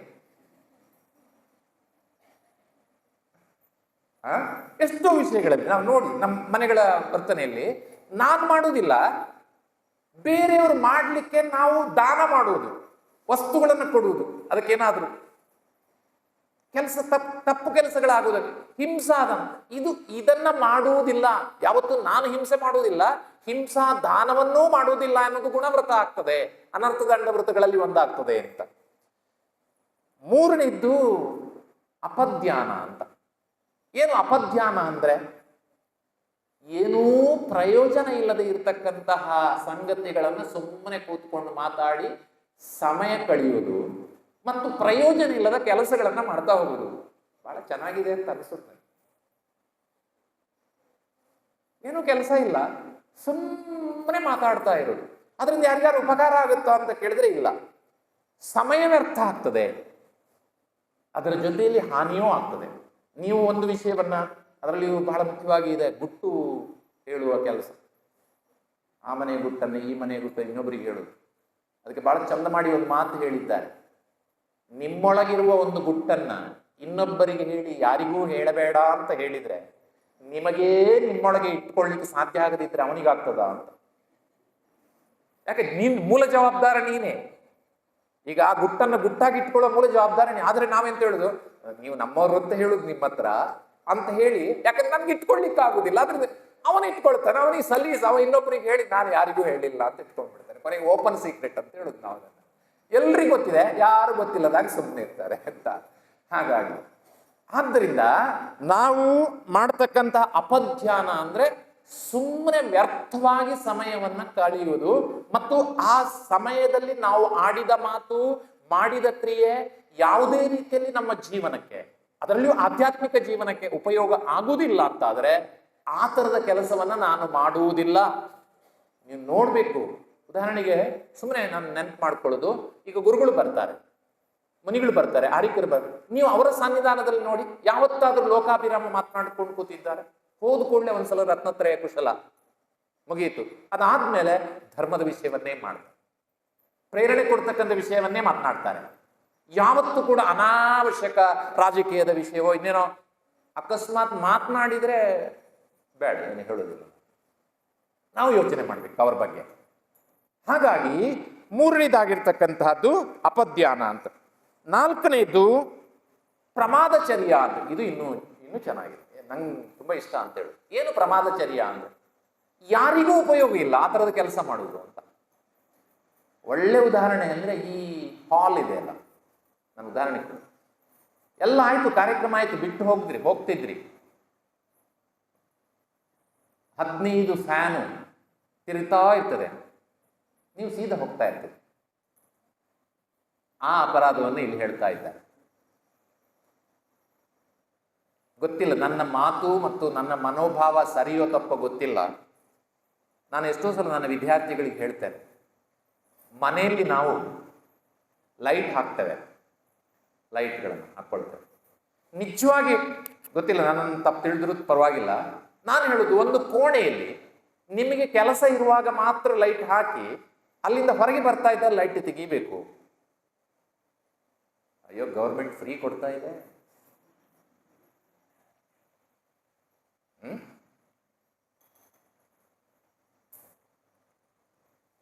ಪ್ರಯೋಜನ ಇರ್ತಕ್ಕಂಥ ಕೆಲಸಗಳನ್ನ ಮಾಡಬೇಕು. ಪ್ರಯೋಜನ ಇಲ್ಲದೆ ಅನಾವಶ್ಯಕ ವ್ಯರ್ಥವಾಗುವ ಕೆಲಸಗಳನ್ನ ಮಾಡಬಾರ್ದು ಅಂತ. ಅದು ಈ ಚಿಕ್ಕ ಮಕ್ಕಳಲ್ಲಿ ಇರ್ತದೆ. ಎಂತಾರು ಒಂದು ಹಿಡ್ಕೊಂಡು ಭೂಮಿಯನ್ನು ಅಗಿತಾ ಇರ್ತವೆ ಮಕ್ಕಳು. ಏನಾದ್ರು ಉಪಯೋಗ, ಗದ್ದೆಯಲ್ಲಿ ಕೆಲಸ ಮಾಡಲಿ ಪರವಾಗಿಲ್ಲ, ಉಪಯೋಗ ಇರ್ತಕ್ಕಂಥ ಕೆಲಸ ಮಾಡಲಿ. ಸುಮ್ಮನೆ ದಾರಿಯಲ್ಲಿ ಹೋಗುವಾಗ ಒಂದು ದೊಡ್ಡ ಕೋಲ್ ಇಟ್ಕೊಂಡು, ನಮಗೂ ಅಭ್ಯಾಸ ಇತ್ತು ಚಿಕ್ಕಂದಲ್ಲಿ, ಗಿಡಗಳಿಗೆಲ್ಲ ಹೊಡ್ಕೊಂಡು ಹೋಗುದು. ಅಥವಾ ಭಾನುವಾರದ, ನಾನು ಅದನ್ನು ತುಂಬಾ ತಮಾಷೆ ಮಾಡ್ತೇನೆ ಮಕ್ಕಳಿಗೆ. ಈ ಶನಿವಾರ ದಿವಸ, ಶುಕ್ರವಾರ ದಿವಸ ಶಾಲೆಯಲ್ಲಿ ಪರಿಸರ ಸಂರಕ್ಷಣೆ ಅಂತ 10 ಪುಟ ಪ್ರಬಂಧ ಬರೆಯುವುದು ಮಕ್ಕಳು. First prize. ಮರು ದಿವಸ ಕತ್ತಿ ಹಿಡ್ಕೊಂಡು ಹೋಗಿ ಮರ ಕಡಿಯುವುದು. ಹಿಂದಿನ ದಿವಸ ಬರ್ದಿರ್ತಾನೆ, ಗಿಡ ಮರಗಳನ್ನು ನೆಡಬೇಕು, ಮಳೆ ಬರುತ್ತದೆ ಎಲ್ಲ ಹೇಳ್ತಾರೆ. ಮರು ದಿವಸ ಹೇಗಿದ್ದಾನೆ ಅಂದ್ರೆ ನಮ್ಮ ಭಾವನೆಗೆ ಅದು ಬರಲಿಲ್ಲ. ಹಾಗಾಗಿ ನೀರು ಚಿಕ್ಕ ಮಕ್ಕಳು, ಯಾಕಂದ್ರೆ ಅವ್ರ ಮಕ್ಕಳಿಗೆ ಗೊತ್ತಿಲ್ಲ, ಆದ್ರೆ 8ರ ನಂತರ ಅವರಿಗೆ ಹೇಳಿಕೊಡ್ಬೇಕು.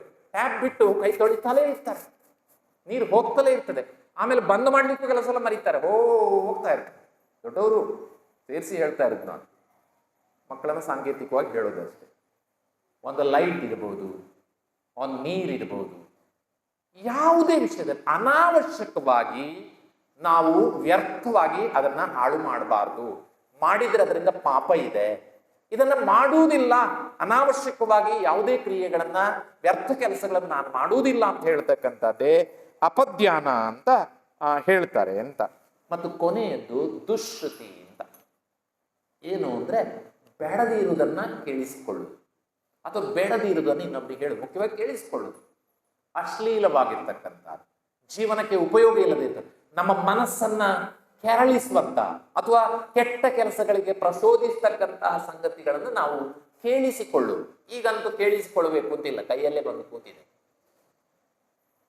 ಒಂದ್ಸಲ ಓದ್ತಿದ್ರೆ ಯಾವ ಬುಕ್ಕೋ, ಯಾವ ಸ್ಟ್ರಾಮ್ ಎಂತದ ಇನ್ಸ್ಟ್ರಾ ಸಾಕಷ್ಟು ಅಲ್ಲಿದೆ, ಅದನ್ನೆಲ್ಲ ಕೇಳಿಸ್ಕೊ, ಅದರಲ್ಲೇ ಬಿದ್ದು ಒದಾಡ್ತಾ ಇರ್ತವೆ. ನಿಮ್ಗೆ ಗೊತ್ತಾ, ಗೂಗಲ್ನವರ, ಇದು ಬೇಡದಿರೋ ವಿಷಯಗಳನ್ನ ಇವತ್ತು ಯಾಕೆ ಮಾತಾಡ್ತೇನೆ ಗೊತ್ತಿಲ್ಲ, ಗೂಗಲ್ನವರ ಸಂಶೋಧನೆಯ ಪ್ರಕಾರ, ಈಗ ಆಗಿರುವ ಸಂಶೋಧನೆ ಏನು ಕೇಳಿದ್ರೆ, ಒಬ್ಬ ಮನುಷ್ಯ ಮೊಬೈಲ್ ಹಿಡ್ಕೊಂಡು ಕೂತ್ರೆ 28 ನಿಮಿಷಗಳವರೆಗೆ ಈಚೆಗೆ ಕಣ್ಣು ಹಾಯಿಸದೆ ಅದರಲ್ಲಿ ಕೇಂದ್ರೀಕೃತವಾಗಿರುವಷ್ಟು ಇಷ್ಟವರೆಗೆ ಸಂಶೋಧನೆ ಆಗಿದೆ. ಈಗ ಆ ಗೂಗಲ್ನವರು ಲಕ್ಷಗಟ್ಟಲೆ ಹಣವನ್ನ ಸಂಶೋಧನೆಗೆ ವಿನಿಯೋಗಿಸ್ತಾ ಇದ್ದಾರೆ. ಏನು ಕೇಳಿದ್ರೆ, ಈ 28ಅನ್ನ 38ಕ್ಕೆ ಹೆಚ್ಚು ಮಾಡುವುದು ಹೇಗೆ ಅಂತ ಕಂಡು ಹುಡುಕ್ಬೇಕು. ಅದಕ್ಕೆ ದುಡ್ಡು ಖರ್ಚು ಮಾಡ್ತಾ ಇದ್ದಾರೆ. ಅವನು ಅದರಲ್ಲೇ ಇರ್ಬೇಕು, ಅದರಲ್ಲಿ ಬಿದ್ದು ಸಾಯ್ಬೇಕು ರೀತಿಯಲ್ಲಿ. ದುಶ್ರುತಿ ಅದಕ್ಕೆ ಬಂದೆ ನಾನು. ಅಂದ್ರೆ ಕೆಟ್ಟ ಸಂಗತಿಗಳನ್ನ ಕೇಳಿಸ್ಕೊಳ್ಳು. ತುಂಬಾ ಸಲ ಒಳ್ಳೆಯ ಸಂಗತಿ ಕೇಳಿಸ್ಕೊಳ್ಳೋದ್ರಲ್ಲಿ ನಮ್ಗೆ ಅಷ್ಟು ಆಸಕ್ತಿ ಇರುವುದಿಲ್ಲ, ಕೆಟ್ಟದನ್ನ ಕೇಳಿಸ್ಕೊಳ್ಳೋದ್ರೆ ಬಹಳ ಆಗ್ತದೆ. ಆ ಮನೆಯವ್ರು ಹೀಗೆ ಅಂತೆ, ಹೌದಾ, ಮತ್ತೆ ಬಹಳ ಅದರಿಂದ ದುಶ್ರುತಿ. ನಾನು ದುಶ್ರುತಿಯನ್ನ ಮಾಡುವುದಿಲ್ಲ ಅಂತ ವ್ರತವನ್ನ ತಗೊಳ್ಳು. ಇದು 5 ಕೂಡ ಅನರ್ಥ ದಂಡ ವೃತದ ಭಾಗಗಳು, ಗುಣವೃತದ ಭಾಗಗಳು. ಗುಣವೃತದಲ್ಲಿ ಮೊದಲನೆಯದ್ದು ದಿಗ್ವೃತ, ಎರಡನೇದು ಅನರ್ಥ ದಂಡ ವೃತ. ಅನರ್ಥ ದಂಡ ವೃತದಲ್ಲಿ 5 ವಿಭಾಗಗಳು, ಅದೆಲ್ಲವೂ ಕೂಡ ಅನರ್ಥ ದಂಡ ವೃತ ಆಗ್ತದೆ. ಅದರ ಜೊತೆಯಲ್ಲಿ ಭೋಗೋಪಭೋಗ ಪರಿಮಾಣ ವೃತ ಅಂತ ಇನ್ನೊಂದು ಅಲ್ಲಿಂದ ಬರ್ತದೆ. ಮತ್ತೆ ನೋಡಿ, ಪರಿಗ್ರಹ ಇತ್ಯಾದಿಗಳಿಂದ ಇಲ್ಲಿ ಬರ್ತದೆ. ನಾವು ನಮ್ಮ ಜೀವನದಲ್ಲಿ 2 ರೀತಿಯಲ್ಲಿ ವಸ್ತುಗಳನ್ನು ಉಪಯೋಗಿಸ್ತೇವೆ, ಒಂದು ಭೋಗಕ್ಕೆ, ಇನ್ನೊಂದು ಉಪಭೋಗಕ್ಕೆ ಅಂತ. ಯಾವುದನ್ನು ಒಂದು ಸಲ ಮಾತ್ರ ಬಳಸ್ತೇವೋ ಅದು ಭೋಗ ವಸ್ತು. ಊಟ ಭೋಗ ವಸ್ತು, ಬಟ್ಟೆ ಉಪಭೋಗ ವಸ್ತು. ಬಟ್ಟೆಯನ್ನು ಒಂದೇ ಸಲ ಉಪಯೋಗಿಸುವುದಿಲ್ಲ, ಹಲವು ಸಲ ಉಪಯೋಗಿಸ್ತೇವೆ. ಹಾಗಾಗಿ ಭೋಗೋಪಭೋಗ ಪರಿಮಾಣ ವೃತ ನೋಡಿ, ಅಲ್ಲಿ ಅಪರಿಗ್ರಹಕ್ಕೂ ಇಲ್ಲಿಗೆ ಬಂತು. ಅಂದ್ರೆ ನಾನು ಕೇವಲ, ನಿಮ್ಗೆ ಹೇಳೋದಿಲ್ಲ, ಈ ಕಡೆ ಇರುತ್ತೆ, ನಾನು ಕೇವಲ 3 ಪೈಜಾಮಗಳನ್ನು ಇಟ್ಕೊಳ್ತೇನೆ, ಇಟ್ಕೊಂಡು ಜೀವನ ಮಾಡ್ತೇನೆ. ಒಂದು ಪೈಜಾಮ ಹರಿದು ಹೋದ್ರೆ ಇನ್ನೊಂದು ಹೊಲಿಸ್ಕೊಳ್ಳೋದು, 3. ಅವ್ರಿಗೆ ಹೇಳಿಲ್ಲ. ಶರ್ಟ್ ಇದೆ, ಮಿತಿ ಹಾಕು, ನಾವು ಮಿತಿ ಹಾಕೊಳ್ತಾ ಇಲ್ಲ. ನಾನು ಮತ್ತೆ ಅದನ್ನ ಹೇಳ್ತಾ ಇರೋದು, ಒಂಬುಚ ಸ್ವಾಮಿಗಳು ಹೇಳಿದ ಮಾತು ಏನು ಅಂತ ಕೇಳಿದ್ರೆ, ಅವಕಾಶ ಇದೆ, ಮಾಡ್ತಾ ಇಲ್ಲ. ನಮ್ಮನ್ನು ನಾವು ಉದ್ಧರಿಸಿಕೊಳ್ಳುವುದು ಹೇಗೆ? ಹಾಗಾಗಿ ಇಲ್ಲಿ ಭೋಗೋಪಭೋಗ ಪರಿಮಾಣ ವೃತ, ಭೋಗ ವಸ್ತುಗಳು ಮತ್ತು ಉಪಭೋಗ ವಸ್ತುಗಳನ್ನ, ಒಂದು ಸಾರಿ ಉಪಯೋಗಿಸ್ತಕ್ಕಂಥ ವಸ್ತುಗಳನ್ನ ಮತ್ತು ಹಲವು ಸಾರಿ ಉಪಯೋಗಿಸ್ತಕ್ಕಂಥ ವಸ್ತುಗಳಲ್ಲಿ ಕೂಡ ಪರಿಮಾಣವನ್ನು ಹಾಕೊಳ್ಳೋದು. ನಮ್ಗೆ ಗೊತ್ತಿದೆ, ಮುನಿಗಳು ಆಹಾರವನ್ನು ಸ್ವೀಕರಿಸುವಾಗ 32 ತುತ್ತು ಆಹಾರವನ್ನು ತೆಗೆದುಕೊಳ್ತಾರೆ, ಕವಲಾಹಾರವನ್ನ. ಭರತ್ ಚಕ್ರವರ್ತಿ ಅಷ್ಟು ವೈಭವದಲ್ಲಿದ್ದರೂ ಕೂಡ ಅವನ ಊಟ 32 ತುತ್ತುಗಳಿಗೆ ಸೀಮಿತವಾಗಿತ್ತು. ಯಾಕೆ? ಭೋಗಕ್ಕೆ ಪರಿಮಾಣ. ಇದನ್ನು ಇಟ್ಕೊಂಡು ಯೋಚನೆ ಮಾಡಿ, ನಾವು ಅನುಭವಿಸುವ ಭೋಗ ಅಥವಾ ಉಪಭೋಗದ ಕ್ರಿಯೆಯಲ್ಲಿ ಒಂದು ಮಿತಿಯನ್ನ ಇಟ್ಕೊಂಡು, ಒಂದು ಲೆಕ್ಕಾಚಾರವನ್ನು ಇಟ್ಕೊಂಡು, ಇಷ್ಟೇ ಅಂತ ಲೆಕ್ಕಾಚಾರ ಇಟ್ಕೊಂಡು ಬರೇ ವ್ಯವಹರಿಸುವುದಲ್ಲ, ಅದನ್ನ ವ್ರತವಾಗಿ ತೆಗೆದುಕೊಂಡು, ಗುರುಮುಖೇನ ವ್ರತವಾಗಿ ತೆಗೆದುಕೊಂಡು ಅದನ್ನು ಪಾಲಿಸಿದಾಗ ಅದರಿಂದ ಸಿಗ್ತಕ್ಕಂತಹ ಆತ್ಮ ಕಲ್ಯಾಣದ ಸಂಗತಿಗಳೇ ಬೇರೆ. ಇದು ಭೋಗೋಪ ಪರಿಣಾಮ ಆಯಿತು. ಇಷ್ಟು ಅಭ್ಯಾಸ ಆಯಿತು ಅಂದ್ರೆ ಮೊದಲಿಗೆ ಅಣುವೃತ್ತಗಳು, ಆಮೇಲೆ ಗುಣವೃತ್ತಗಳು, ಕೊನೆಯದಾಗಿ ಬರ್ತಕ್ಕಂಥದ್ದು ಶಿಕ್ಷಾವೃತ್ತಗಳು.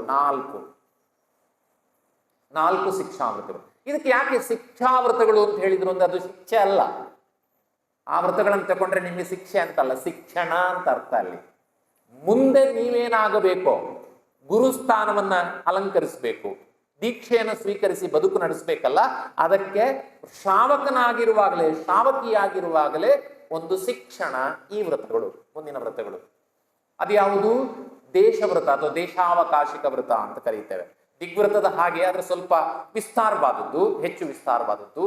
ಪ್ರದೇಶಗಳನ್ನ, ದೇಶ ಅಂದ್ರೆ ಪ್ರದೇಶ ಅಂತ ಅರ್ಥ ಇಲ್ಲಿ, ಪ್ರದೇಶಗಳನ್ನ ಮಿತಿಯಾಗಿಟ್ಟುಕೊಂಡು ತನ್ನ ಕ್ರಿಯೆಗಳನ್ನ ಅದರೊಳಗೆ ನಿಯಂತ್ರಿಸುವುದು. ನಾನು ವಿದೇಶಕ್ಕೆ ಹೋಗುವುದಿಲ್ಲ, ನಮ್ಗೆ ಹೇಗೂ ಇಂಗ್ಲಿಷ್ ಬೇರೆ ಬರುವುದಿಲ್ಲ, ಆದ್ರಿಂದ ಇಲ್ಲೇ ಇರುವುದು.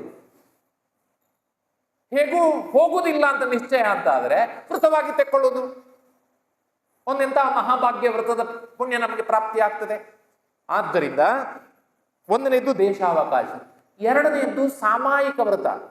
ಗುರುಗಳು ವ್ರತ ಸ್ವೀಕಾರ ಮಾಡಿದಂತ ವೃತ್ತಿಕರು ಮಾಡ್ತಕ್ಕಂಥ ಸಾಮಾಯಿಕ ಬೇರೆ, ಇಲ್ಲಿ ವ್ರತವಾಗಿ ಸ್ವೀಕರಿಸ್ತಕ್ಕಂಥ ಸಾಮಾಯಿಕ ಬೇರೆ. ಬೇರೆ ಅಂದ್ರೆ ಭಿನ್ನ ಅಂತ ಅರ್ಥ ಅಲ್ಲ, ಅದರ ಅಭ್ಯಾಸ ಕ್ರಿಯೆ ಇಲ್ಲಿ ಸಾಮಾಯಿಕ ವ್ರತ, ಅಲ್ಲಿ ನಿಜವಾದ ಅಭ್ಯಾಸ. ಹಾಗಾಗಿ ದಿನದ 3 ಸಂಧ್ಯಾಕಾಲಗಳಲ್ಲಿ, ಬಹಳ ಮುಖ್ಯವಾಗಿ 2 ಸಂಧ್ಯಾಕಾಲಗಳಲ್ಲಿ ಸಾಮಾಯಿಕವನ್ನ ಪಾಲಿಸ್ತಕ್ಕಂಥ. ಏನು ಸಾಮಾಯಿಕ ಅಂದ್ರೆ?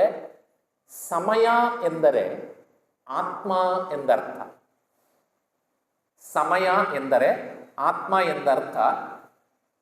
ಒಂದು ನೆನಪಿಗೆ ಬಂತು, ಆದ್ರೆ ಹೇಳಲಿಕ್ಕೆ ಗೊತ್ತಿಲ್ಲ, ಯಾಕೆಂದ್ರೆ ಇವತ್ತಿನ ಕ್ವಿಜ್ನ ಪ್ರಶ್ನೆ ಇಲ್ಲದಿದೆ. ಆದ್ರಿಂದ ಒಂದು ಪುಸ್ತಕದ ಹೆಸರು ನೆನಪಿಗೆ ಬಂತು, ಮತ್ತೆ ಮಾತಾಡೋಣ ಅದರ ಬಗ್ಗೆ. ಈಗಲೇ ಮತ್ತೆ ಕ್ವಿಜ್ನ ಬಗ್ಗೆ ಯೋಚನೆ ಮಾಡಬೇಡಿ, ಅದು ಯಾವ್ದಿರ್ಬೋದು ಹಾಗೆ ಅಂತ ಹೋಗ್ಬೇಡಿ, ಆಯ್ತು. ಆದ್ರಿಂದ ಸಮಯ ಅಂದರೆ ಆತ್ಮ ಅಂತ ಅರ್ಥ. ತನ್ನ ಆತ್ಮನ ಕುರಿತು ಯೋಚನೆ ಮಾಡ್ತಕ್ಕಂಥದ್ದು ಸಾಮಾಯಿಕ. ಆತ್ಮನ ಕುರಿತು ಯೋಚನೆ ಮಾಡೋದು ಇದು ಜಪ ಅಲ್ಲ, ಸಾಮಾಯಿಕ. ಸಮಯದ ಕುರಿತು ಯೋಚನೆ ಮಾಡೋದು, ಶುದ್ಧಾತ್ಮನ ಕುರಿತು ಯೋಚನೆ ಮಾಡೋದು. ಬಂಧುಗಳೇ, ಎಲ್ಲಾದ್ರೂ ಕರೆದು 5 ನಿಮಿಷ ಮಾತಾಡಿ ಅಂತ ಹೇಳಿದ್ರೆ ನಾನು ತಟ್ಟನೆ ತೆಗೆದುಕೊಳ್ಳೋದು ಅದೊಂದು ಶ್ಲೋಕ, ಸಾಮಾಯಿಕದ ಶ್ಲೋಕ. ಯಾಕಂದ್ರೆ ಅದು 5 ನಿಮಿಷಕ್ಕೆ ಬೇಕಾದಷ್ಟು ವಿಷಯಗಳನ್ನು ಒದಗಿಸ್ತದೆ. ಎಂತಹ ಸುಂದರವಾದ ಸಾಮಾಯಿಕದ ಒಂದು ಶ್ಲೋಕ. ಸತ್ವೇಷು ಮೈತ್ರಿಂ ಗುಣಿಷು ಪ್ರಮೋದಂ ಕ್ಲಿಷ್ಟೇಷು ಜೀವೇಷು ಕೃಪಾಪರತ್ವಂ ಮಾಧ್ಯಸ್ಥ ಭಾವಂ ವಿಪರೀತ ವೃತ್ತೌ ಸದಾ ಮಮಾತ್ಮ ವಿದದಾತು ದೇವ. ಪ್ರತಿ ದಿವಸ ಸಾಮಾಯಿಕ ಮಾಡುವಾಗ ಹೇಳಿಕೊಳ್ಬೇಕಾದ ಅರ್ಥ ಏನು ಅಂದ್ರೆ, ನನ್ನ ಆತ್ಮನನ್ನು ನಾನು ಟ್ಯೂನ್ ಮಾಡೋದು. ಅರ್ಥ ಏನು? ನನ್ನ ಆತ್ಮನನ್ನು ನಾನು ಸಿದ್ಧ ಪದವಿಯ ಕಡೆಗೆ ಹೋಗುವುದಕ್ಕೆ ಬೇಕಾದಂತಹ ಪ್ರಚೋದನೆಯನ್ನು ಕೊಡುವ, ಒಂದು ಪ್ರೇರೇಪಣೆಯನ್ನು ಕೊಡುದು. ಆ ಮಂತ್ರ ಅದನ್ನು ಕೊಡ್ತದೆ. ನಿತ್ಯ ನಾವು ಆ ಮಂತ್ರ ಹೇಳ್ತಾ ಇದ್ರೆ ಅದು ನಮ್ಗೆ ಹೇಳ್ತದೆ, ಅದರಲ್ಲಿ ಇರುವುದೇ ಅದು ಮಮಾತ್ಮ. ಹೇಳುವುದು ಮಾತ್ರ ದೇವರೇ ಹೇಳ್ತೇವೆ, ದೇವರೇ ನನ್ನ ಆತ್ಮನಿಗೆ ಈ ಶಕ್ತಿಯನ್ನ ಕೊಡು. ಏನ್ ಶಕ್ತಿ ಕೊಡಬೇಕು? ಇದು ಸಾಮಾಯಿಕ ನೀವು ಮಾಡದೇ ಇರಿ, ಜೀವನಕ್ಕೆ ಬಹಳ ಪ್ರಯೋಜನಕಾರಿಯಾದೆ ಈ ಸಾಮಾಯಿಕದ ಈ ಮಂತ್ರ. ಸತ್ವೇಷು ಮೈತ್ರಿ. ಯಾರಲ್ಲಿ ಸತ್ವಗುಣ ಇದೆ ಅವರಲ್ಲಿ ಸ್ನೇಹ ಮಾಡಿ. ಏನು ಸತ್ವಗುಣ ಅಂದ್ರೆ? Positive thinkers. ಅದನ್ನು ಮಾಡೋಣ, ಇದನ್ನು ಮಾಡೋಣ, ನಾಳೆ ಯಾತ್ರೆ ಹೋಗೋಣ, ಶಿಖರ್ಜಿ ಯಾತ್ರೆ ಹೋಗೋಣ, ನಾಳೆ ನೆಕ್ಸ್ಟ್ ಒಂದು ಆರಾಧನೆ ಮಾಡೋಣ. ಯಾರು ಪಾಸಿಟಿವ್ ಸಾತ್ವಿಕ ವಿಷಯಗಳನ್ನ ಯೋಚನೆ ಮಾಡ್ತಾರೆ, ಒಳ್ಳೆ ವಿಷಯಗಳನ್ನ ಯೋಚನೆ ಮಾಡ್ತಾರೆ. ಊರಿಗೆ ಒಳ್ಳೆದಾಗುವ ಕೆಲಸ ಮಾಡೋಣ, ಜನರಿಗೆ ಒಳ್ಳೆದಾಗುವ ಕೆಲಸ ಮಾಡೋಣ ಅಂತ ಯಾರು ಯೋಚನೆ ಮಾಡ್ತಾರೆ ಅವರು ಸಾತ್ವಿಕರು. ಅವರೊಂದಿಗೆ ನನ್ನ ಆತ್ಮ ಮೈತ್ರಿಯನ್ನ ಹೊಂದಲಿ, ಸ್ನೇಹವನ್ನ ಮಾಡಲಿ. ಸತ್ವೇಷು ಮೈತ್ರಿಂ ಗುಣಿಷು ಪ್ರಮೋದಂ. ಯಾರಲ್ಲಿ ಸದ್ಗುಣಗಳಿವೆಯೋ ಅದರಲ್ಲಿ ಆನಂದವನ್ನ ಪಡುವ ಶಕ್ತಿಯನ್ನು ನನ್ನ ಆತ್ಮ ನನಗೆ ಕೊಡ್ಲಿ. ನಮ್ಗೆ ಅನ್ನಿಸ್ಬೋದು ಇದು ಬಹಳ ಸುಲಭ ಅಂತ, ಕೆಲವು ಸಲ ಕಷ್ಟ ಅಂತ ಹೇಳುದು ನಾವು. ಜಲಸ್ ಅನ್ನೋದು ಇದೆಯಲ್ಲ, ಹೊಟ್ಟೆ ಕಿಚ್ಚು.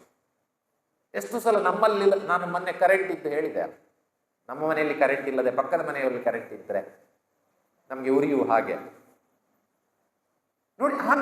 ಬಾರದೇ ಇರಲಿ ಅಂತ ಈ ಶ್ಲೋಕ ಹೇಳ್ತದೆ. ಸತ್ವೇಷು ಮೈತ್ರಿಂ ಗುಣಿಷು ಪ್ರಮೋದಂ.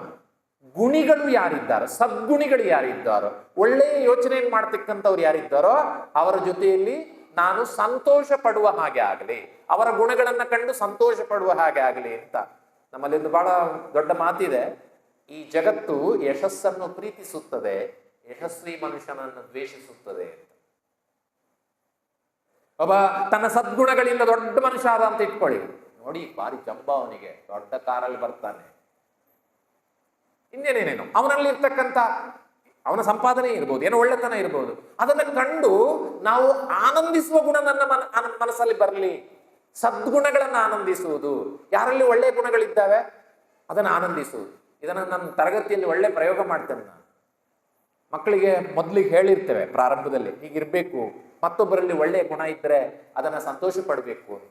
ಆಮೇಲೆ ಫಸ್ಟ್ ಟೆಸ್ಟ್ ಆದ ಕೂಡಲೇ ಪೇಪರ್ ಕೊಡ್ತದೆ, ಕ್ಲಾಸಿಗೆ ಫಸ್ಟ್ ಯಾರೋ ಬರ್ತಾರೆ, ನೆಕ್ಸ್ಟ್ ಡೇ ಕೇಳ್ತೇನೆ ನಾನು ಆ ಫಸ್ಟ್ ಬಂದವ್ರ ಹತ್ರ, ನಿನ್ನನ್ನ ಈ ಕ್ಲಾಸ್ನಲ್ಲಿರುವ ಎಷ್ಟು ಜನ ಬಂದು ಶೇಕ್ ಹ್ಯಾಂಡ್ ಮಾಡಿ ಶಬಾಸ್ ಅಂತ ಹೇಳಿದ್ರು ಅಂತ. ಒಬ್ರು ಇರೋದಿಲ್ಲ. ಮಾಡ್ಬೇಕಲ್ಲ ನಿಜವಾಗಿ, ನಮ್ಮೆಲ್ಲರಿಗಿಂತ ಅವ್ನು ಚೆನ್ನಾಗಿ ಮಾರ್ಕ್ ತೆಗೆದಿದ್ದಾನೆ, ಖುಷಿ ಪಡ್ಬೇಕು, ನಮ್ಮ ಕ್ಲಾಸ್ನ ಟಾಪ್ ಸ್ಕೋರರ್ ಆಗಿದ್ದಾನೆ ಅಂತ ಪಡೋದಿಲ್ಲ. ಬಟ್ ನಾವು ಹೇಳ್ಕೊಡ್ಬೇಕು, ಒಳ್ಳೆ ಗುಣ ಯಾರಲ್ಲಿದೆ ಅವರನ್ನ ಅಭಿನಂದಿಸ್ಬೇಕು. ಇಲ್ಲಿ ಇನ್ನೊಂದು ಸಂಗತಿ ನೆನಪಿಡಿ ಬಂಧುಗಳೇ, ಯಾರಲ್ಲಿ ಒಳ್ಳೆಯ ಗುಣ ಇದೆಯೋ ಅದನ್ನು ನೋಡಿ ನೀವು ಆನಂದ ಪಡ್ತಾ ಅವ್ರ ಜೊತೆ ನೀವು ಸಂತೋಷವನ್ನು ಪ್ರಕಟಿಸ್ತೀರಿ ಅಂದ್ರೆ ನಿಧಾನಕ್ಕೆ ಆ ಶಕ್ತಿ ನಿಮಗೂ ಬರುತ್ತದೆ, ಖಂಡಿತ ಬರ್ತದೆ. ಆದರೆ ಬೇರೆಯವರಲ್ಲಿ ಇರ್ತಕ್ಕಂಥ ಒಳ್ಳೆಯ ಗುಣಗಳನ್ನು ನೀವು ಹೊಟ್ಟೆ ಕಿಚ್ಚಿಕೊಂಡು ಪಟ್ಕೊಂಡು ಸತ್ರೆ, ಇದು ಕ್ಷಮಿಸಿ ಇದ್ರೆ ಅದು ಇನ್ನಷ್ಟು ದೂರ ಓಡ್ತದೆ, ನಿಮ್ಮ ಹತ್ರ ಬರುವುದೇ. ನಾವು ಹಿರಿಯರಿಗೆ ಯಾಕೆ ನಮಸ್ಕಾರ ಮಾಡೋದು? ಅವ್ರ ಗುಣ ನಮ್ಮಲ್ಲಿ ಬರಲಿ. ನಾನು ಬಹಳ ಅಪಾಯಕಾರಿ ಸಂಗತಿಯನ್ನು ಕೇಳಿದೆ, ಗೊತ್ತಿಲ್ಲ ನನಗೆ. ಕೆಲವರು ಕಾಲು ಮುಟ್ಲಿಕ್ಕೆ ಬಿಡೋದಿಲ್ಲ ಅಂತ, ಯಾಕೆಂದ್ರೆ ಅವರಲ್ಲಿರುವ ಶಕ್ತಿ ಹೊರಟೋಗ್ತದೆ ಅಂತ. ಗೊತ್ತಿಲ್ಲ ನನಗೆ ಏನು ಇತ್ಯಾದಿ ಏನು. ಆದ್ದರಿಂದ ಸತ್ವೇಶು ಮೈತ್ರಿ, ಗುಣಿಷು ಪ್ರಮೋದಂ, ಕ್ಲಿಷ್ಟೇಶು ಜೀವೇಶು ಕೃಪಾಪರತ್ವಂ. ಭಗವಂತ, ನನ್ನ ಆತ್ಮ ಯಾರಾದರೂ ಜೀವಿಗಳು ಕಷ್ಟದಲ್ಲಿದ್ದರೆ ಅವುಗಳಿಗೆ ದಯ ತೋರಿಸುವ ಗುಣವನ್ನು ನನಗೆ ಕೊಡು ದೇವರೇ. ನಾವು ಸಾಮಾಯಿಕದಲ್ಲಿ ಕೇಳೋದು ಇಲ್ಲ, ಆತ್ಮನಿಗೆ ಟ್ಯೂನಿಂಗ್ ಮಾಡೋದು. ಕಷ್ಟದಲ್ಲಿ ಯಾರಾದರೂ ಇದ್ರೆ ಕ್ಲಿಷ್ಟೇಶು ಜೀವೇಶು ಕೃಪಾಪರತ್ವಂ, ಅವುಗಳಿಗೆ ಕೃಪೆ ತೋರಿಸಿ ಅವುಗಳಿಗೆ ಸಹಾಯ ಮಾಡ್ತಕ್ಕಂಥ ಸ್ವಭಾವವನ್ನು ನನಗೆ ಕೊಡು. ಇವತ್ತೇನಾಗಿದೆ, ಯಾರು ಹೊಡ್ಕೊಳ್ತಾ ಇದ್ರೆ, ಏನಾರಾಗಿದ್ರೆ ಸೆಲ್ಫಿ ತೆಗೆದು ಫೇಸ್ಬುಕ್ಕಿಗೆ ಅಪ್ಲೋಡ್ ಮಾಡು. ಇವ ಸೆಲ್ಫಿ ತೆಗೆದ್ರಲ್ಲಿದ್ದಾನೆ, ಅವ ಸಾಯ್ತಾ ಇರ್ತಾನೆ. ಇನ್ನೊಬ್ಬರಿಗೆ ಕಷ್ಟ ಕಾಲದಲ್ಲಿ ಸಹಾಯ ಮಾಡ್ತಕ್ಕಂಥ ಗುಣವನ್ನ ನನಗೆ ಕೊಡು ದೇವರೇ. ಸತ್ವೇಶು ಮೈತ್ರಿಂ, ಗುಣಿಷು ಪ್ರಮೋದಂ, ಕ್ಲಿಷ್ಟೇಶು ಜೀವೇಶು ಕೃಪಾಪರತ್ವಂ, ಮಾಧ್ಯಸ್ಥ ಭಾವಂ ವಿಪರೀತ ವೃತ್ತವು. ಸರಿ ಕೇಳಿ, ಚೆನ್ನಾಗಿದೆ ಇದು. ಮಾಧ್ಯಸ್ಥ ಭಾವಂ ವಿಪರೀತ ವೃತ್ತವು. ಆದ್ರೆ ನಮ್ಮ ಮಧ್ಯೆ ಕೆಲವರು ಇರ್ತಾರೆ, ಅವರು ಯಾಕೆ ಹಾಗೆ ನಡ್ಕೊಳ್ತಾರೆ ಅಂತ ಅವರಿಗೆ ಗೊತ್ತಿಲ್ಲ, ನಿಮ್ಗಲ್ಲ. ವಿಚಿತ್ರವಾಗಿ ನಡ್ಕೊಳ್ತಾರೆ ಜನ. ಮಾಧ್ಯಸ್ಥ ಭಾವಂ ವಿಪರೀತ ವೃತ್ತವು, ಪರಿಸ್ಥಿತಿಗಿಂತ ವಿಪರೀತ ಎಕ್ಸ್ಟ್ರೀಮ್ ಆಗಿ ವರ್ತಿಸುವುದು. ನಾನು ಇದಕ್ಕೆ ಯಾವಾಗ, ನಂಗೆ ಗೊತ್ತಿಲ್ಲ, ನಿಮ್ಮೂರಿನ ಕಥೆ ಅಲ್ಲ ಇದು, ನಮ್ಮೂರಿನ ಕಥೆ ಹೇಳೋದು. ನಾನು ಯಾವಾಗಲೂ ಅದಕ್ಕೆ ಉದಾಹರಣೆ ಕೊಡೋದು ಈ ಮದುವೆ ಮನೆಯಲ್ಲಿ ನಾನು ನೋಡ್ತೇನೆ ಅಂತ. ಮದುವೆ ಮನೆಯಲ್ಲಿ ಮತ್ತೆ ಹೆಣ್ಣು ಮಕ್ಕಳಿಗೆ ಉದಾಹರಣೆ ಕೊಡ್ತೀನಿ, ಬೈತೀರೇನು ಗೊತ್ತಿಲ್ಲ. ಒಳ್ಳೆ ಡ್ರೆಸ್ ಹಾಕೊಂಡಿರ್ತವೆ ಮಕ್ಕಳು, ಅಥವಾ ಸೀರೆ ಉಟ್ಕೊಂಡಿರ್ತಾರೆ, ಬರ್ತಾರೆ ಒಂದ್ಸಲ ಸ್ಟೇಜಲ್ಲಿ ಮಂಟಪ ಎಲ್ಲ ಇರುತ್ತೆ, ಅಲ್ಲಿ ಬರ್ತಾರೆ, ಆಮೇಲೆ ಪುನಃ ವಾಪಸ್ ಹೋಗ್ತಾರೆ, ಪುನಃ ಬರ್ತಾರೆ. ಯಾಕೆ ಅಂತ ಅವ್ರಿಗೆ ಗೊತ್ತಿಲ್ಲ, ನೀವು ಗಡಿಬಿಡಿ ಮಾಡ್ಬೇಕು. ಹೋಗ್ತಾ ಇರ್ತಾರೆ, ನೀವು ನೋಡಿ. ಬೇಕಾದ್ರೆ ಸಹಜವೇ ಆನಂದಿಸುವ ಒಂದು ಗುಣ, ನೀವು ಅದನ್ನು ನಿರ್ಬಂಧಿಸ್ಬೇಕು ಅಂತ ಹೇಳ್ತಾರೆ. ಆದ್ರೆ ಯಾಕೆ ಅಲ್ಲಿ ಹೋಗ್ತಾ ಇದ್ದೆ ಕೇಳ ಗೊತ್ತಿಲ್ಲ, ಹೋಗ್ತಾ ಇರ್ತಾರೆ. ಅಲ್ಲಿ ಹೋಗುದು, ಇಲ್ಲಿ ಹೋಗುದು, ಇಲ್ಲಿಂದ ಅಲ್ಲಿ ಹೋಗುದು. ಮಾಧ್ಯಸ್ಥ ಭಾವಂ ವಿಪರೀತ ವೃತ್ತವು. ನನ್ನೊಂದು ಉದಾಹರಣೆ ಕೊಡ್ಲೇಬೇಕು ನಾನು. ನನ್ನೊಬ್ಬ ವಿದ್ಯಾರ್ಥಿಯ ಉದಾಹರಣೆ ಅದು. ಕಳಿಸಲ ಆರೋಗ್ಯರಿಗೆ ಬಂದಾಗಲೂ ಹೇಳಿದ್ದೆ ನಾನು, ಮೊನ್ನೆ ಜಮಖಂಡಿಯಲ್ಲೂ ಅದನ್ನು ಉಲ್ಲೇಖ ಮಾಡಿ. ನನ್ನೊಬ್ಬ ವಿದ್ಯಾರ್ಥಿ, ಯಾಕಂದ್ರೆ ನಾನು ನನ್ನ ಮನೆಯಿಂದ 17 ಕಿಲೋಮೀಟರ್ ಪ್ರತಿ ದಿವಸ ಮೋಟರ್ ಬೈಕ್ನಲ್ಲಿ ಹೋಗಿ ಬರ್ತಾ ಇದ್ದೆ. ಮಾರ್ಗ ಮಧ್ಯದಲ್ಲಿ ನನ್ನ ಶಾಲೆಗೆ ಇನ್ನೊಂದು 4 ಕಿಲೋಮೀಟರ್ ಇದೆ ಅನ್ನುವಾಗ ನನ್ನ ಹಳೆ ವಿದ್ಯಾರ್ಥಿ ಅವನು ನನ್ನನ್ನು ಕಾಯುವುದು ಗುರುಭಕ್ತಿಯಿಂದ. ಯಾಕೆ ಕಾಯುದು ಅಂದ್ರೆ ಅವನ ಹತ್ರ ಒಂದು ಬಹಳ ಶಬ್ದ ಮಾಡ್ತಕ್ಕಂಥ ಮೋಟರ್ ಬೈಕ್ ಉಂಟು.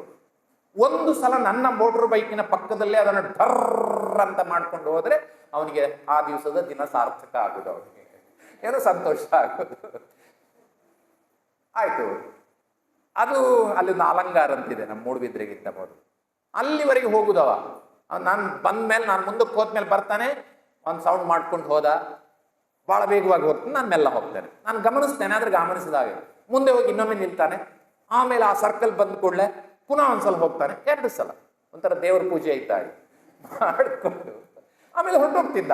ನಾನು ಖುಷಿ ಪಡ್ತಿದ್ದೆ. ಯಾಕೆ ಕೇಳಿದ್ರೆ, ವಿಪರೀತ ವೃತ್ತವು, ಈ ವಿಪರೀತ ಬುದ್ಧಿ ಇದೆಯಲ್ಲ, ಈ ಮನೋಭಾವ ಇದೆಯಲ್ಲ, ಇದನ್ನು ನೋಡ್ಕೊಂಡು ಸಂತೋಷ ಪಡ್ಬೇಕಲ್ಲದೆ ಮತ್ತೆಂತ ಮಾಡುದು. ಅವನಿಗೆ ನನ್ನನ್ನು ಈ ರೀತಿಯಲ್ಲಿ ಮಾಡೋದ್ರಿಂದ ಸಂತೋಷ ಆಗ್ತದೆ ಅಂತ ಆದ್ರೆ ನಾನು ಖುಷಿ ಪಡ್ಬೇಕು. ನನ್ನಿಂದ ಅವನಿಗೆ ಅಷ್ಟಾದ್ರೂ ಖುಷಿ ಸಿಗುತ್ತಲ್ಲ ಇನ್ನೊಂದು ಜೀವಿಗೆ ಅಂತ ಯೋಚನೆ ಮಾಡುದು.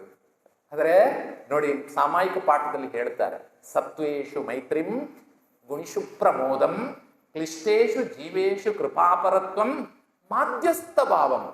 ನೀವೇನು ಮಾಡಬೇಡಿ, ಸುಮ್ಮನೆ ರೀ. ಮೋಟರ್ ಬೈಕ್ ಹೋದ್ರೆ ಸುಮ್ಮನೆ ರೀ ಅಷ್ಟೇ. ಮಾಧ್ಯಸ್ಥ ಭಾವಂ ವಿಪರೀತ ವೃತ್ತವು. ಸ್ವಲ್ಪ ಆಚೆಗೆ ಹೋಗ್ತದೆ ಇವತ್ತು. ನನಗೆ DVG ನೆನಪಾಗೋದು. ಬಹಳ ಸುಂದರವಾಗಿ DVG ಅವರ ಒಂದು ಪದ್ಯ ಇದೆ ಮಂಕುತಿಮ್ಮನ ಕಗ್ಗದಲ್ಲಿ. ನಗುಮನದಿ ಲೋಗರ ವಿಕಾರಗಳನ್ನು ಕಂಡು ಬಿಗಿತುಟಿಯ ದುಡಿವಂದು ನೋವ ಪಡುವಂದು ಪೊಗು ವಿಶ್ವ ಜೀವನದ ಜೀವಾಂತರಂಗದಲ್ಲಿ ನಗು ನಗುತ್ತ ಬಾಳ್ ತೆರಳ್ ಮಂಕುತಿಮ್ಮ ಅಂದ್ರೆ. ನಾನು ಹೇಳುದು, ಈ ತರದ ಒಂದು ಸಂಗತಿಗಳು ಸಾಕು ನಮ್ಮ ಜೀವನವನ್ನ ಸುಂದರಗೊಳಿಸ್ಕೊಳ್ಳೋದಕ್ಕೆ. ಅದರಲ್ಲಿ ಮೊದಲ ವಾಕ್ಯ ಇರುವುದು ಇದೆ, ಮಾಧ್ಯಸ್ಥ ಭಾವಂ ವಿಪರೀತ ವೃತ್ತವೇ. ಏನು? ನಗು ಮನದಿ ಲೋಗರ ವಿಕಾರಗಳನ್ನು ಕಂಡು. ಕೆಲವರು ವಿಚಿತ್ರವಾಗಿ ವಿಕಾರ ರೀತಿಯಲ್ಲಿ ನಡ್ಕೊಳ್ತಾರಲ್ಲ, ಅದನ್ನ ನೋಡಿ ಮನಸ್ಸಿನಲ್ಲೇ ನಗಾಡಪ್ಪ, ಹೊರಗಡೆ ನಗಬೇಡ, ಪುನಃ ಅವನಿಸಿಟ್ಟು ಬರ್ತದೆ ಬೇರೆ. ಆದ್ರಿಂದ ಮನಸ್ಸಲ್ಲೇ ನಗಾಡಬೇಕು. ನಗು ಮನದಿ ಲೋಗರ ವಿಕಾರಗಳನ್ನು ಕಂಡು ಬಿಗಿತುಟಿಯ ದುಡಿವಂದು ನೋವ ಪಡುವಂದು. 2 ಸಂದರ್ಭಗಳಲ್ಲಿ ಮಾತಾಡಬಾರ್ದಂತೆ. ಯಾವಾಗ? ಒಂದು ದುಡಿಯುವಾಗ, ಕೆಲಸ ಮಾಡುವಾಗ. ಮಾತನಾಡಿದರೆ ಕೆಲಸ ಆಗೋದಿಲ್ಲ. ದುಡಿವಂದು ನೋವ ಪಡುವಂದು. ನಮ್ಗೆ ನೋವಾದಾಗ, ದುಃಖ ಆದಾಗ ಮಾತಾಡಬಾರ್ದು, ಸುಮ್ಮನೆ ಇರಬೇಕು. DVG ಹೇಳುವ ಮಾತು, ಬಿಗಿತುಟಿಯ ದುಡಿವಂದು ನೋವ ಪಡುವಂದು ಪೊಗು ವಿಶ್ವ ಜೀವನದ ಜೀವಾಂತರಂಗದಲ್ಲಿ. ಎಲ್ಲರೊಟ್ಟಿಗೆ ಕೂಡಿ ಬದುಕೋದು. ನಾನು ಬೇರೆ, ನಾನು ಪ್ರತ್ಯೇಕ, ನನ್ಗೆ ಯಾರು ಬೇಕಾಗಿಲ್ಲ, ನಾನು ಸಪರೇಟ್, ಇಲ್ಲ, ಪ್ರಶ್ನೆ ಇಲ್ಲ. ನಾನು ಯಾರ್ದೋ ಒಬ್ಬರದ್ದು ಸಾಹಿತಿಗಳ ಉದಾಹರಣೆ ಹೇಳ್ತಾ ಇದ್ದೆ. ಇಬ್ಬರು ದೊಡ್ಡ ದೊಡ್ಡ ಸಾಹಿತಿಗಳು, ಹೆಸರು ನೆನಪಿಲ್ಲ ನನಗೆ, ಜಗಳ ಆಯ್ತಂತೆ. ಒಂದು ಸಂಘಟನೆಯಲ್ಲಿ ಇರ್ತಕ್ಕಂಥವ್ರು ಜಗಳ ಆಯ್ತು. ಜಗಳ ಆದ್ಮೇಲೆ ಕೋಪ ಆಯ್ತು, ಅವ್ರು ಬರುವುದನ್ನೇ ಬಿಟ್ರು. ಒಬ್ರು, ನಾನು ನಿಮ್ಮೊಟ್ಟಿಗಿಲ್ಲ, ನಿಮ್ಮ ಸಂಘದಲ್ಲಿ ಇಲ್ಲ ಅಂತ ಬಿಟ್ಬಿಟ್ರು. ಆದ್ರೆ ಇವರಿಗೆ ಅವ್ರು ಬೇಕು. ಅದಕ್ಕೋಸ್ಕರ ಒಂದ್ ದಿವಸ ಅವ್ರ ಮನೆಗೆ ಹೋದ್ರಂತೆ. ಸಿಟ್ಟು, ಮಾತಾಡುದಿಲ್ಲ, ಅವರು ಮಾತಾಡುದಿಲ್ಲ, ಸುಮ್ಮನೆ ಕೂತರು. ಅಲ್ಲೊಂದು ಅಗ್ಗಿಷ್ಟಿಕೆ ಉರಿತಾ ಇರ್ತದೆ, ಈ ಬೆಂಕಿ ಹಾಕ್ತಾರಲ್ಲ ಮನೆಯಲ್ಲಿ, ಆ ಥರ ಉರಿತಾ ಇತ್ತು. ಅದರಲ್ಲೊಂದು ಕೆಂಡ ಇತ್ತಂತೆ. ಈ ಹೊರಗಿಂದ ಹೋದವರು, ಅವ್ರು ಬೇಕು ಅಂತ ಹೇಳಿ ಹೋದವರು ಆ ಕೆಂಡವನ್ನ ಹೊರಗೆ ಇಟ್ಟು ಬರ್ತೇನೆ ಅಂತ ಬಂದ್ರಂತೆ. ಅಷ್ಟೇ, ಊಟ ತಿಂಡಿ ಏನೂ ಇಲ್ಲ. ಆದ್ರೆ ಅದನ್ನ ನೋಡಿದ ಆ ಸಾಹಿತಿ ಯಾರಿದ್ದಾನೆ, ಅವನು ಮರುದಿವಸ ಓಡಿ ಬಂದು ಇನ್ನು ಮುಂದೆ ನಿಮ್ ಜೊತೆಯಲ್ಲಿ ಇದ್ದೇನೆ ಅಂತ ಹೇಳಿದ್ರು. ಯಾಕೆ ಅಂದ್ರೆ ಅದರಲ್ಲೊಂದು ಸಂದೇಶ ಇತ್ತು. ಏನು? ನಮ್ಮೆಲ್ಲರನ್ನು ಬಿಟ್ಟು ನೀನು ಪ್ರತ್ಯೇಕ, ನೀನ್ ಸಪರೇಟ್ ಬದುಕ್ತೇನೆ ಅಂತ ಯೋಚನೆ ಮಾಡಿದ್ರೆ ಆ ಕೆಂಡ ಇದ್ದ ಹಾಗೆ ನೀನು ಬೂದಿಯಾಗಿ ಹೋಗ್ತೀಯಾ ಅಂತ ಅವ್ರು ಪಾಠ ಹೇಳಿದ್ರು ಅಂತ ಅರ್ಥ ಮಾಡಿಕೊಂಡು ಅವರು ಓಡಿ ಬಂದು ಇವ್ರ ಜೊತೆಲಿ ಸೇರ್ಕೊಂಡ್ರು ಅಂತ. ಬಂಧುಗಳನ್ನ ನೆನ್ಪಿಟ್ಕೊಳ್ಬೇಕು. ಸಾಮಾಯಿಕ ಪಾಠ ಅದನ್ನೇ ಹೇಳುತ್ತದೆ. ನಾವು 4 ಜನರೊಟ್ಟಿಗೆ 10 ಜನರೊಟ್ಟಿಗೆ ಕೂಡಿಕೊಂಡು ಬದುಕುವುದರಲ್ಲೇ ನಮ್ಮ ಬದುಕಿದೆ, ನಮ್ಮ ಜೀವನ ಇದೆ. ನಾನು ಯಾರೊಟ್ಟಿಗೂ ಇಲ್ಲ, ಇಲ್ಲ ಅನ್ನೋದು ಬದುಕೆ ಆಗುವುದಿಲ್ಲ. ಸಾಮಾಯಿಕ ಪಾಠ ಹೇಳ್ತದೆ, DVG ಅವರ ಪಾಠ ಹೇಳ್ತದೆ, ಪೊಗು ವಿಶ್ವ ಜೀವನದ ಜೀವಾಂತರಂಗದಲ್ಲಿ ನಗು ನಗುತ್ತ ಬಾಳ್. ಎಷ್ಟು ಚೆನ್ನಾಗಿದೆ. ನಗು ನಗುತ್ತ ಬಾಳ್, ನಗು ನಗುತ್ತ ತೆರಳ್ ಮಂಕುತಿಮ್ಮ. ಬಹುಶಃ ಜೈನ ಧರ್ಮ ಮಾತ್ರ ನಗು ನಗುತ್ತ ತೆರಳುವುದು ಹೇಗೆ ಅನ್ನೋದನ್ನ ವೃತ್ತಗಳ ಮೂಲಕ ಹೇಳಿಕೊಡ್ತದೆ. ನಗುನಗುತ್ತ. ಯಾಕಂದ್ರೆ ಜೈನರ ಮರಣ ಅನ್ನೋದು ಮರಣ ಅಲ್ಲ, ಮೃತ್ಯು ಮಹೋತ್ಸವ ಅಂತ ಮುಂದೆ ಬರ್ತೇನೆ ನಾನು ಆ ವಿಷಯಕ್ಕೂ ಕೂಡ. ಹಾಗಾಗಿ ನಗು ನಗುತ್ತ ಬಾಳ್. ಬದುಕುವಾಗ ನಗುತ್ತಾ ನಗುತ್ತಾ ಬದುಕಬೇಕು. ಹೋಗ್ಬೇಕಾಗಿ ಬಂದ್ರೆ ಬೊಬ್ಬೆ ಹೊಡಿಬೇಡ, ಚಿಂತೆ ಮಾಡಬೇಡ, ಇನ್ನೊಂದು ಬದುಕು ಇದೆ ನಿನಗೆ. ಆದ್ರಿಂದ ನಗು ನಗುತ್ತಾ ಬಾಳ್ ತೆರಳ್ ಮಂಕುತಿಮ್ಮ. ಅದೇ ರೀತಿಯ ಅದೇ ಸಂದೇಶವನ್ನ ಅಥವಾ ಅದಕ್ಕಿಂತ ಪೂರಕವಾದ ಸಂದೇಶವನ್ನ ಗುಣಿಷು ಪ್ರಮೋದಂ ಕ್ಲಿಷ್ಟೇಶು ಜೀವೇಶು ಕೃಪಾಪರತ್ವಂ ಮಾಧ್ಯಸ್ಥ ಭಾವಂ ವಿಪರೀತ ವೃತ್ತವು ಸದಾ ಮಮ ಆತ್ಮ. ಈ ರೀತಿಯಲ್ಲಿ ನನ್ನ ಆತ್ಮ, ಮಮ ಆತ್ಮ ವಿಧದಾತು ದೇವ, ಈ ಶಕ್ತಿಯನ್ನು ನನಗೆ, ನನ್ನ ಆತ್ಮ ಹೀಗೆ ಇರುವ ಹಾಗೆ ಶಕ್ತಿಯನ್ನು ಕರುಣಿಸು ದೇವರೇ ಅಂತ ಭಗವಾನ್ ಪಾರ್ಶ್ವನಾಥ ಸ್ವಾಮಿಯಲ್ಲಿ ನಾವು ಬೇಡುತ್ತೇವೆ. ಇದು ಸಾಮಾಯಿಕ ಆಗ್ತದೆ. ಈ ರೀತಿಯಲ್ಲಿ ಬೇಡುವ, ಅದು ಒಂದೇ ಅಲ್ಲ, ನೀವು ಲಘು ಸಾಮಾಯಿಕ ಪಾಠ ಅಂತ ಶ್ಲೋಕ ಇದೆ, ಗ್ರಂಥಗಳಲ್ಲಿದೆ, ಅದನ್ನು ಒಂದ್ಸಲ ನೋಡಿ. ಇದೇ ತರದ ಸಂದೇಶವನ್ನು ಕೊಡ್ತದೆ. ಆತ್ಮನನ್ನ ಸರಿಪಡಿಸಿಕೊಳ್ಳುವುದು, ಮುಂದಿನ ಗುರಿಯ ಸಾಧನೆಗಳಿಗೆ ಪ್ರೇರೇಪಿಸ್ತಕ್ಕಂಥದ್ದು. ಇದನ್ನ ನಾನು ಪ್ರತಿ ದಿವಸ ಕನಿಷ್ಠ 2 ಸಲವಾದರೂ, ಬೆಳಿಗ್ಗೆ ಮತ್ತು ಸಂಜೆ 2 ಸಂಧ್ಯಾ ಕಾಲಗಳಲ್ಲಿ ಆದರೂ ಈ ಸಾಮಾಯಿಕ ಪಾಠವನ್ನ ಹೇಳುವುದರ ಮೂಲಕ ಸಾಮಾಯಿಕವನ್ನ ಮಾಡ್ತೇನೆ ಅಂತ ವ್ರತವನ್ನ ತೆಕ್ಕೊಳ್ಳುವವನು ಸಾಮಾಯಿಕ ವ್ರತಧಾರಿ. ಅವನನ್ನು ಶಿಕ್ಷಾವೃತಗಳಲ್ಲಿ 1 ಅಂತ ಕರೀತಾರೆ. ಆಮೇಲೆ ಪ್ರೋಷಧೋಪವಾಸ ವ್ರತ, ಗುಣವೃತಗಳ ಕ್ಷಮಿಸಿ ಶಿಕ್ಷಾವೃತಗಳಲ್ಲಿ 3ನೇದು ಗೊತ್ತಿದೆ. ಅಷ್ಟಮಿ ಮತ್ತು ಚತುರ್ದಶಿಗಳಲ್ಲಿ, ಅಷ್ಟಮಿ ಮತ್ತು ಚತುರ್ದಶಿ ಜೈನ ಸಂಸ್ಕೃತಿಗೆ ಅದು ಹಬ್ಬದ ದಿನಗಳು. ಭರತ ಚಕ್ರವರ್ತಿಯ ಭರತೇಶ ವೈಭವದಲ್ಲಿ ಕೇಳಿದ್ದೇವೆ. ಆದ್ದರಿಂದ ಆ ಹಬ್ಬದ ದಿನಗಳಲ್ಲಿ ಉಪವಾಸವನ್ನು ಆಚರಿಸುವುದು, ಅದರ ಹಿಂದಿನ ಮತ್ತು ಮುಂದಿನ ದಿನಗಳಲ್ಲಿ ಏಕಭುಕ್ತಿಯನ್ನ ಮಾಡಿ ಉಪವಾಸವನ್ನ ಪ್ರೇರೇಪಣೆ ಮಾಡಿಕೊಳ್ಳುವುದು. ಈ ಮೂಲಕ ಆತ್ಮನನ್ನ ಮುಂದಿನ ಸಾಧನೆಗಾಗಿ ದಂಡಿಸುವ ಒಂದು ಕಾರ್ಯವನ್ನ ಮಾಡ್ತಕ್ಕಂಥದ್ದಿದೆ. ಈ ಪ್ರೋಷಧೋಪವಾಸವನ್ನ ನಾನು ಮಾಡ್ತೇನೆ ಅಂತ ಗುರುಮುಖೇನ ವ್ರತವನ್ನ ತಗೊಳ್ತಕ್ಕಂಥದ್ದನ್ನ ಗುಣವ್ರತ ಅಂತೇವೆ. ಮತ್ತು 4ನೇದು ಅತಿಥಿ ಸಂವಿಭಾಗ ವ್ರತ. ಅಂದ್ರೆ ಅತಿಥಿಗಳಾಗಿ ಬರುವವರು. ಇಲ್ಲಿ ಬಹಳ ನಿರ್ದಿಷ್ಟವಾಗಿ ಹೇಳ್ತಾರೆ ಏನು ಅಂದ್ರೆ ಕೇಳಿದ್ರೆ, ನಿಜವಾದ ಅತಿಥಿಗಳೆಂದರೆ ಗುರುಗಳು, ತ್ಯಾಗಿಗಳು. ಯಾಕಂದ್ರೆ ಅವರು ಹೇಳಿ ಬರುವುದಿಲ್ಲ. ಅತಿಥಿ, ನಾವೀಗ ಶಬ್ದ ಪ್ರಯೋಗವನ್ನು ಕೆಟ್ಟ ತಪ್ಪಾಗಿಯೇ ಮಾಡೋದು. ನಾವು ಯಾರನ್ನು ಹೋಗಿ ಕರೆದಿರ್ತೇವೆ, ನಾಳೆ ಸಮಾರಂಭ ಬನ್ನಿ ಅಂತ. ಅವ್ರು ನಾಳೆ ಬರ್ತಾರೆ, ಬಂದಾಗ ಹೇಳ್ತೇವೆ ಅತಿಥಿಗಳು ಬಂದಿದ್ದಾರೆ. ಅವರು ಅತಿಥಿಗಳಲ್ಲ, ಅಭ್ಯಾಗತರು ಅಂತ ಹೇಳೋದು. ಇರ್ಲಿ, ಅದರ ತಪ್ಪೇನಿಲ್ಲ. ಈಗ ರೂಢಿಯಲ್ಲದೆ ಒಪ್ಪಿಕೊಂಡಿದ್ದೇವೆ, ಅದರಿಂದ ಒಪ್ಪಿಕೊಳ್ತೇವೆ ಅಷ್ಟೇ. ನಾನು ಸುಮ್ಮನೆ ತಮಾಷೆಗೆ ಹೇಳಿದೆ, ಇನ್ನು ನಾಳೆಗೆಲ್ಲ ತೊಂದರೆ ಮಾಡ್ಕೋಬೇಡಿ ನೀವು. ಆದ್ದರಿಂದ ಹಾಗಾಗಿ ಅತಿಥಿ ಸಂವಿಭಾಗ ಅಂದ್ರೆ ಯಾರೋ ಬರ್ತಾರೆ ಅಂತ ನಮ್ಗೆ ಗೊತ್ತಿಲ್ಲ, ಬಂದಿದ್ದಾರೆ, ಅವರ ಅವಶ್ಯಕತೆಗಳನ್ನ ಪೂರೈಸಿ ಅವರನ್ನು ಚೆನ್ನಾಗಿ ಉಪಚಾರ ಮಾಡಿ ಕಳಿಸ್ತೇನೆ ಅಂತ ಹೇಳ್ತಕ್ಕಂಥದ್ದನ್ನ ವ್ರತವಾಗಿ ತಗೊಳ್ತಕ್ಕಂಥದ್ದು. ಅಂದ್ರೆ ಧರ್ಮ ಕಾರ್ಯಗಳನ್ನ, ಕೇವಲ ಗುರುಗಳು ಅನ್ನುವ ಪ್ರಶ್ನೆ ಇಲ್ಲ ಇಲ್ಲಿ. ಹೇಳ್ತಾರೆ ಯಾರು ಧರ್ಮದ ಕೆಲಸವನ್ನ ಮಾಡ್ತಾರೆ, ಧರ್ಮ ಮಾರ್ಗದಲ್ಲಿ ತೊಡಗಿಸಿಕೊಂಡಿದ್ದಾರೆ, ಧರ್ಮ ಮಾರ್ಗದಲ್ಲಿ ನಮ್ಮನ್ನ ಪ್ರೇರೇಪಿಸ್ತಾರೆ, ಅಂತಹ ಅತಿಥಿಗಳಿಗೆ ಅವರ ಉಪಚಾರವನ್ನ ಮಾಡಿ ಅವರ ಅವಶ್ಯಕತೆಗಳನ್ನ ಪೂರೈಸಿ ಅವರನ್ನು ಸತ್ಕರಿಸ್ತಕ್ಕಂಥದ್ದನ್ನು ನಾನು ಮಾಡ್ತೇನೆ ಅಂತ ವ್ರತವಾಗಿ ತಗೊಳ್ತಕ್ಕಂಥದ್ದನ್ನ ಅತಿಥಿ ಸಂವಿಭಾಗ ವ್ರತ ಅಂತ ಹೇಳ್ತೇವೆ. ಹೀಗೆ ಅಣುವೃತ, ಗುಣವೃತ ಮತ್ತು ಶಿಕ್ಷಾವೃತಗಳಂತಕ್ಕಂಥ 3 ವಿಭಾಗಗಳಲ್ಲಿ ವ್ರತಗಳನ್ನ ವಿಭಾಗೀಕರಣ ಮಾಡಿದ್ದಾರೆ. ಇದನ್ನ ಬಿಟ್ಟು ನಾವು ಎಷ್ಟು ಬೇಕಾದರೂ ನಿಯಮಗಳನ್ನ ತೆಗೆದುಕೊಳ್ಳಬಹುದು. ಆದರೆ ವ್ರತಗಳಿಗೆ ಈ ಒಂದು ಚೌಕಟ್ಟನ್ನು ಹಾಕಿ ಇಟ್ಟಿದ್ದಾರೆ. ಅದನ್ನು ನಾವು ಸ್ವೀಕರಿಸುವುದಕ್ಕೆ ಸಾಧ್ಯ. ಇಷ್ಟು ಸಾಕಾಗ್ತದೆ ನಮ್ಮ ಆತ್ಮ ಕಲ್ಯಾಣಕ್ಕೆ ಬೇಕಾದಷ್ಟು ಸಾಧನೆ ಮಾಡಲಿಕ್ಕೋಸ್ಕರ. ಹಾಗಾಗಿ ಈ ರೀತಿಯಲ್ಲಿ ನಾವು ವ್ರತಗಳನ್ನ ಪಾಲನೆ ಮಾಡ್ತಕ್ಕಂಥದ್ದು. ಆ ಪಾಲನೆ ಮಾಡುವುದರ ಮೂಲಕ ಒಂದು ವ್ರತದಿಂದ ಮತ್ತೊಂದು ವ್ರತಕ್ಕೆ ಹೋಗ್ತಾ ಹೋಗ್ತಾ ನಮ್ಮ ಜೀವನ ವಿಕಾಸವಾಗ್ತಕ್ಕಂಥದ್ದನ್ನು ನಾವು ನೋಡುವುದು, ಊರ್ಧ್ವಮುಖಿಯಾಗಿ ಜೀವನ ವಿಕಾಸದಲ್ಲಿ ನಡ್ಕೊಂಡು ಹೋಗ್ತಕ್ಕಂಥದ್ದನ್ನು ನಾವು ಗಮನಿಸುವುದು ಬಹಳ ಮುಖ್ಯವಾದ ಸಂಗತಿ ಆಗ್ತದೆ ಅಂತ. ಇದಿಷ್ಟು ವ್ರತಗಳ ಬಗ್ಗೆ ಸಂಬಂಧಪಟ್ಟದ್ದು. ನಾನು ನೆನಪು ಮಾಡ್ಕೊಳ್ಬೇಕು, ನೋಂಪಿಗೆ ಸಂಬಂಧಪಟ್ಟ ಹಾಗೆ ಜಿನಶಾಸನ ದೇವಿಯಾಗಿರ್ತಕ್ಕಂಥ ಚಂದ್ರಪ್ರಭ ಸ್ವಾಮಿಯ ಜಿನಶಾಸನ ದೇವತೆಯಾಗಿರ್ತಕ್ಕಂಥ ಜ್ವಾಲಾಮಾಲಿನಿ ದೇವಿ ಹೇಗೆ ಜ್ವಾಲಾಮಾಲಿನಿ ಯಕ್ಷಿಯಾದಳು ಎನ್ನುವ ಕಥೆಯನ್ನು ಸ್ವಲ್ಪ ಅವಲೋಕನ ಮಾಡಿ.